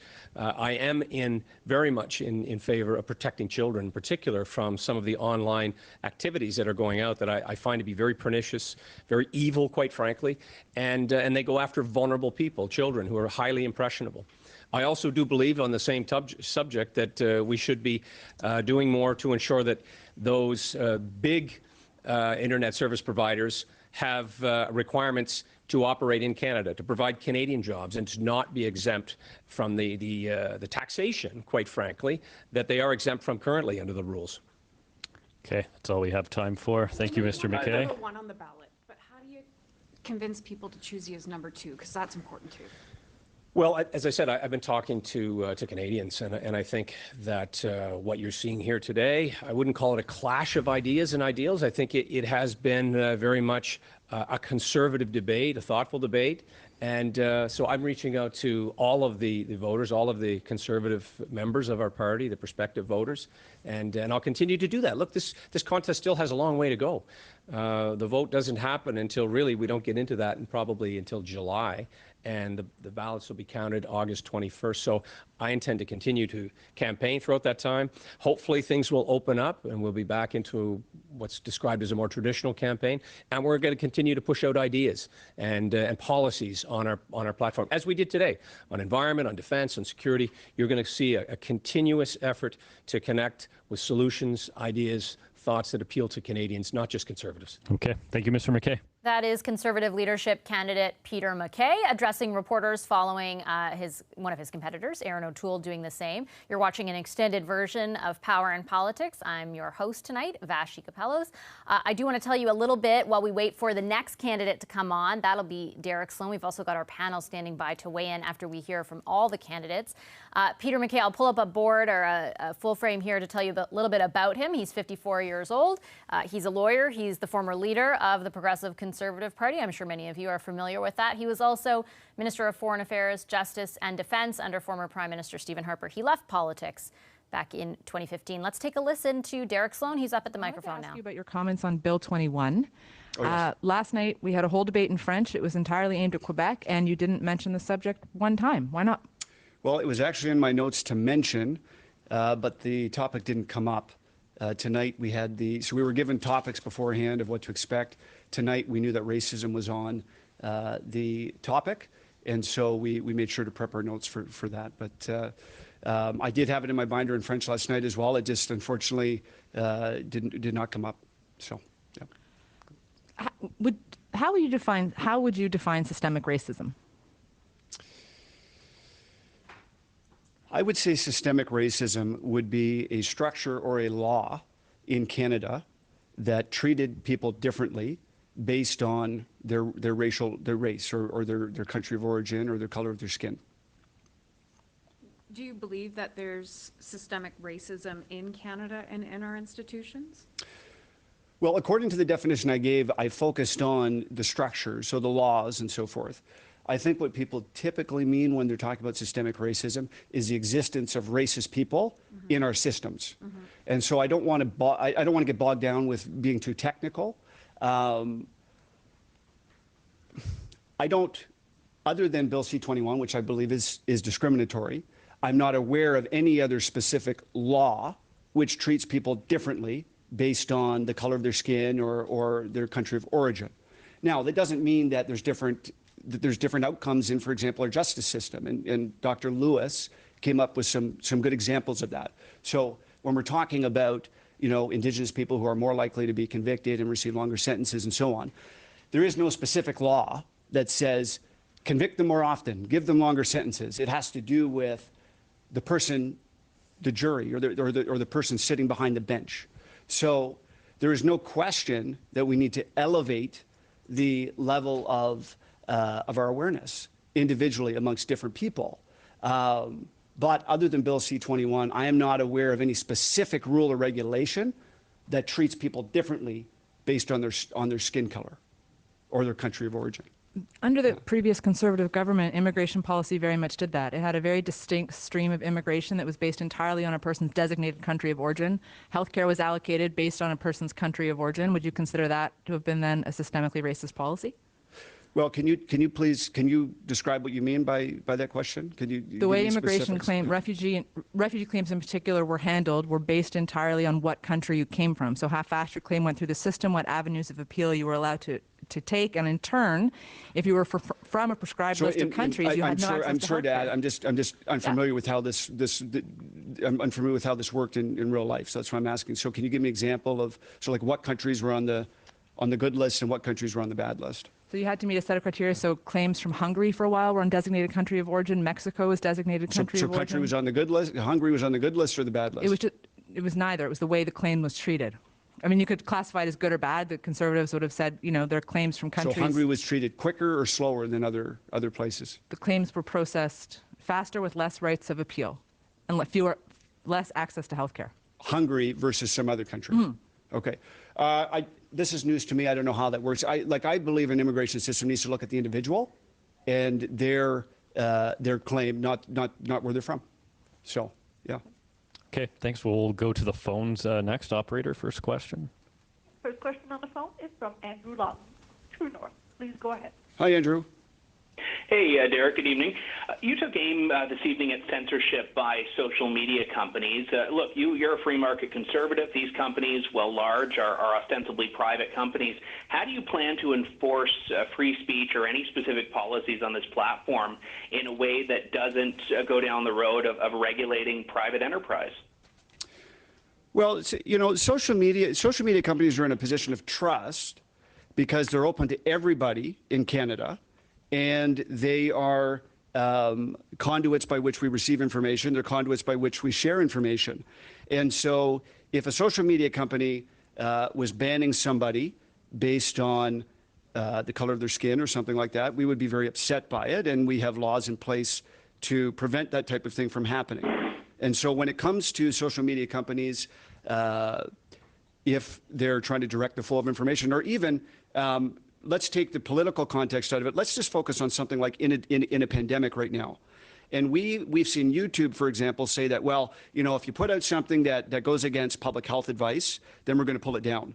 Well, in a free society, we need to be able to question the advice that we receive. We need to be able to question our government. And I think it's very important that we are able. And I gave the example of, if YouTube was monitoring that, rigidly, if somebody had said, hey, we should wear masks or, we should institute a travel ban from affected areas back in January or February, YouTube could have pulled those videos because that was not what our government was advocating, although other governments were. So, I just think that it's very important that social media needs to be open and a free exchange of ideas. Of course, if someone is breaking a law by intimidating or threatening or something of that nature, that is not something that would be covered. Follow up? On immigration, you've pushed for an overall reduction. The Stephen Harper government had a manageable and steady increase in immigration numbers, and I don't think you've said, or I certainly haven't heard you say that that was something that overtaxed Canada. So I guess the question would be, if you can do smart immigration, prioritize economic immigration, vet people as you've talked about, why does the number have to go down if you're vetting, as you mentioned a few moments ago, individual immigrants? Well, I don't believe there's any reason to be very rigid on numbers. I mean, I believe right now that lowering the level to what I said would be best for the country, but obviously you monitor it and you change things if things need to be changed. But I do believe that the immigration levels that we have and the numbers of people that are settling, for example, in Toronto year after year, are just many more than the new housing units that we have. And I looked at these stats earlier today, and we had roughly last year about 150,000 people settling in the census area for the GTA, and we had 27,000 new housing units come online. So obviously more than one person can fit into a house, but you can see that the supply, or the demand rather, is greater than the supply, and that's part of the issue. But I just believe our rise in housing prices over the last decade or so has been unnatural. And it's not allowing our families that live in the GTA and other areas to afford to buy houses, and I think that's a problem. Okay, that's it. Thank you, guys. Are we done? Yep. Could I just ask one more? That is oh, wait, I think New he's Canadians. got another question there. Let's take a listen. I'd like to know how you justify your premise that New Canadians are social conservatives with the party's failure to win a single seat in the GTA and elsewhere in the last election. Well, it's because we didn't stand on those values. We didn't. So Andrew Scheer may have had those values personally, but if you don't do anything about it, if you don't have anything to stand on, then it's the worst of both worlds. People view that as selling out. But I do believe that New Canadians are more socially conservative. They're more traditional in their views, and I think we can speak to that in ways that are intelligible and helpful to the country. Thank you. Thank you. Yeah. Sorry, as I was mentioning, that is Conservative leadership candidate Derek Sloan. We're just sitting by and waiting for the final candidate to step up to the podium, Leslyn Lewis. All four candidates took part in the Conservative Party's English language leadership debate just over the past few hours. Last night, they held their French language debate. I'll bring up some information now about Derek Sloan. He's 35 years old. He is a lawyer. He's a newly elected MP from Ontario. And as you heard there in his last answer, he does identify as socially conservative. There have been a number of different questions directed towards the candidates over the past 45 minutes or so, but the bulk of them have actually focused on one of the issues that we've been talking about much outside of this leadership race, but certainly that permeated the debate, and that is around the issue of systemic racism. Each of the candidates, for example, have been asked to define it. We know that about a week and a half ago, when the commissioner of the RCMP was asked to do the same, she got into some trouble by saying that she thought there were 15 to 20 definitions. A few days later, she reversed that position and said that, in fact, she should have said that there was systemic racism in the RCMP. Erin O'Toole, the first candidate to step up to the microphone there, did not outright say, or outright, when he was asked very directly whether he believed there was systemic racism, did not say that he did. He did say that he wanted to stamp out all racism, that he would do everything in his power to do so, and that there might be instances, or many even instances of it, but he would not say that it was systemic in nature. Peter MacKay, the candidate who came up next, took a different point of view. He did actually talk quite at length about his definition of systemic racism. He talked about some of the disproportionate outcomes on, for example, African Canadians, Black people in this country, in the justice system. He was also the Minister of Justice, and he got some good questions from my colleague Hannah Thibodeau, as well as my colleague at the Canadian Press, about that. And then you heard Derek Sloan there get a number of questions. His questions kind of all over the map, a few on the issue of systemic racism, but a number also on some of the policy positions he took. Most interestingly, he took a position on Bill 21 in Quebec, but didn't talk about it in the French debate. There's Leslyn Lewis. Let's take a listen in. Okay, our next final candidate is Leslyn Lewis. Operator will go to the phone. First question, please. Certainly. First question will be from Catherine Lévesque, Canadian Press. Please go ahead. Hello, Dr. Lewis. I just wanted to clarify, do you believe there is systemic racism in Canada? Yes, I believe that we have to look at the outcomes of certain systems, and that tells you whether or not there is systemic racism. Many people misinterpret what systemic racism is. And so many people think that, oh, Canadians are not racist, and the majority of Canadians are not racist. But that is not the marker that we use to define whether or not there's systemic racism. These are tacit, implicit practices that lead to unequal outcomes. And so we know that in certain institutions that these outcomes are there. And we've had systemic racism in Canada. For example, there was a point in time where Francophones were being converted and trying to be forced to speak English. And so that is something that's inherent in the system. And, you know, in Quebec, people are still being forced to not being represented in their language of choice. Now, that is not systemic racism per se, but it is a form of discrimination. And so we have to look at the outcomes rather than the individual intent. Follow up? Yes, and Derek Sloan mentioned Bill 21 in Quebec. So I was wondering if you consider this, well, it's not a bill, it's a law now, be an example of systemic racism. Well, I think it's very important that people, because of the Charter of Rights, we do have the right to practice our religion in accordance with our beliefs and values. And I think it's important that people are able to practice their religion in an outwardly manner if it doesn't interfere or impede with anybody else's rights. Okay, we'll go to the floor for a question. Hi, Stephanie Levis, the Canadian Press. I wondered if you could just reflect a bit personally. You're a black woman and you're up on the stage with 3 white men listening to them talk about, justify or deny the existence of systemic racism in Canada and what that looks like through your eyes. Well, I actually didn't see their race, and I didn't think that it was relevant to the discussion. I think that what is relevant is getting the message out there. And unfortunately, this message has come about because of the unfortunate death of a man at the hands of law enforcement, and it's led to a lot of protests. And I think that when we see protests, it's really pent-up frustration that people have been trying to communicate certain things for a long time and nobody was listening. So it's very hard for people to hear that other people believe that there's systemic racism because they've seen unequal outcomes, and those outcomes are within the system. And so for the average Canadian feels very hurt because they know that they themselves aren't racist, and so they become defensive and they start to say, no, there is no systemic racism, because they're not interpreting the proper definition of what systemic racism is. They believe that there has to be some nefarious and malicious intent on behalf of the person, and that doesn't have to happen. We could just have systems in place that lead to peculiar and unbiased and biased outcomes. And it's up to us as Canadians and as conservatives who we believe in equality of opportunity. It's up to us to say, okay, if people are asserting this, then let's look at it and see if we can make our systems better, because we live in the greatest country in the world, but I think we still have an obligation to make it better. Follow up. You said during the debate that what was required sort of to end systemic racism was to aim for the equality of outcomes. Is that what you meant, that you think everyone should have the equal outcome?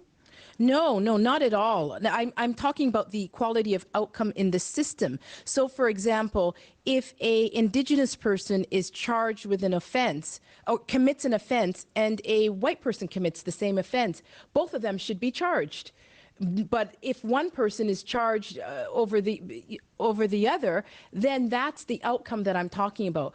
As a conservative, I believe in personal responsibility. I believe that people can change their futures. I do not believe in a complete control by the system. I believe that individuals have the ability to, as free agents, to impact on systems and to change. And even when systems are skewed and they're disadvantaged, perseverance and hard work could still have you push through. So I do believe in personal responsibility, but that doesn't absolve the fact that if we have imperfect systems, that we as a society have to work towards improving them. Okay. Operator, we'll go back to the phones, please. Next question. Next question will be from David Menzies at Rebel News. Please go ahead. Yes, hello, ma'am. My question pertains to freedom of speech and freedom of the press. Namely, as the leader of the Conservative Party or even Prime Minister, would you allow all journalists into press conferences, and would you also ensure that bureaucratic entities such as the Commissioner of Canada Elections would not go after authors who write books critical of the government? Absolutely, unequivocally. I think that that is one of the foundations of our democracy, is to have a free press.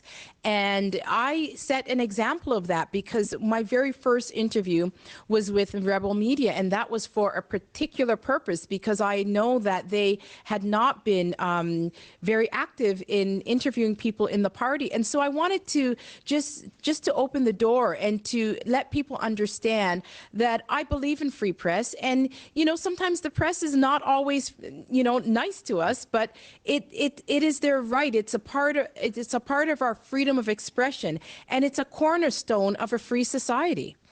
Follow up?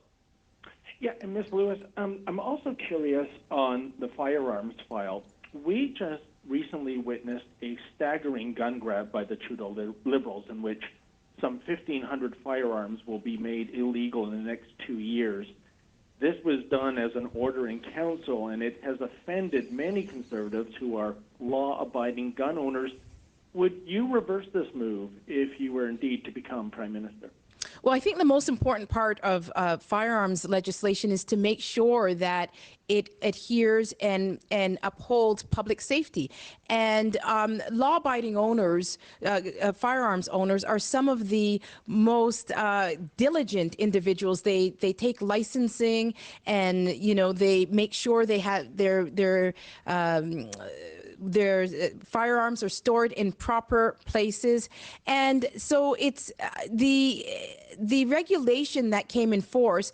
I believe that it should have been actually debated, and so it should have gone through legislation, and then we would have not had some of the misinformation. Law-abiding firearms owners are not what I fear. I fear criminals, and so I want to see tougher laws, especially aimed at criminals and gangs, and getting kids, you know, not involved in illicit activity. And I think that that's where the focus should be on, and so I would repeal that ban. Okay, we'll do last question here on the floor, please. Just a quick question about the tone of the debates last night as opposed to tonight. Overall, do you think there's a big difference from yesterday to today? Well, absolutely. I feel that there was a difference in the tone of the debates. I feel that, you know, there was more participation tonight of all the candidates. And, you know, I had an opportunity to say a lot more because I was speaking in my native tongue, English. And, you know, it wasn't just having a few hours of French lessons. And so last night was a very different night for me. And tonight I'm happy with my performance. And I think that everybody did well and treated each other with a lot of respect tonight. I noticed quite a few times that we saw Mr. O'Toole and Mr. MacKay say, "Oh, I agree with Ms. Lewis." Did you feel like they were trying to lure your... No, I thought I just made some very substantial and good points, and that they were, you know, in agreement with them because the points were landing. I think just as a flip side to that, I also noticed that during the debate, you made a point of challenging them on some of their policies. And yes, absolutely. I think that's what the purpose of a debate is. There were issues that I felt that the voter base needs to hear, and that I was very concerned about certain issues that they had, and I wanted to give them an opportunity to publicly clarify them, because I've had a lot of emails about those two issues that I raised. Even last night, I asked one question in the French debate, and that was just about conscience rights, and that's because a lot of my supporters were asking me about this issue about Mr. MacKay. And so it was done, you know, clearly just to clarify information so that my voters, my supporters, have an understanding of where these two individuals stand on those issues. Okay, thank you, Dr. Lewis. Did you get from, like, what do you understand the conscience rights now? Well, I didn't.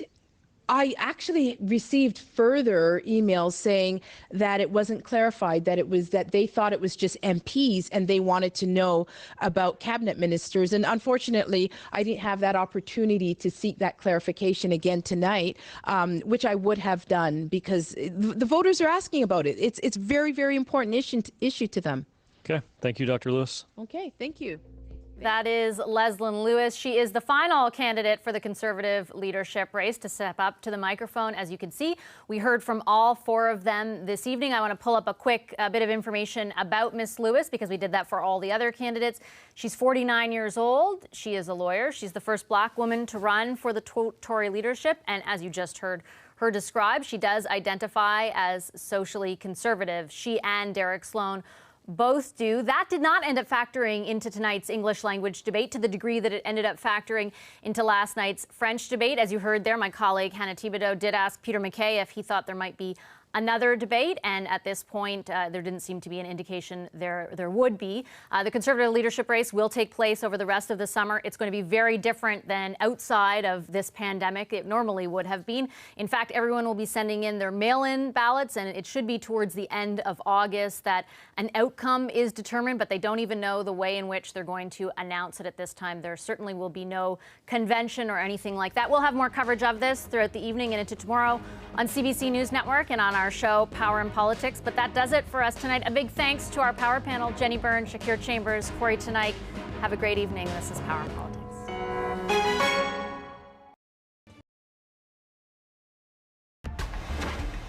Good evening. I'm Andrew Chang. Adrian is away. Tonight, no apologies from the leader of the NDP. The Conservative and the Liberal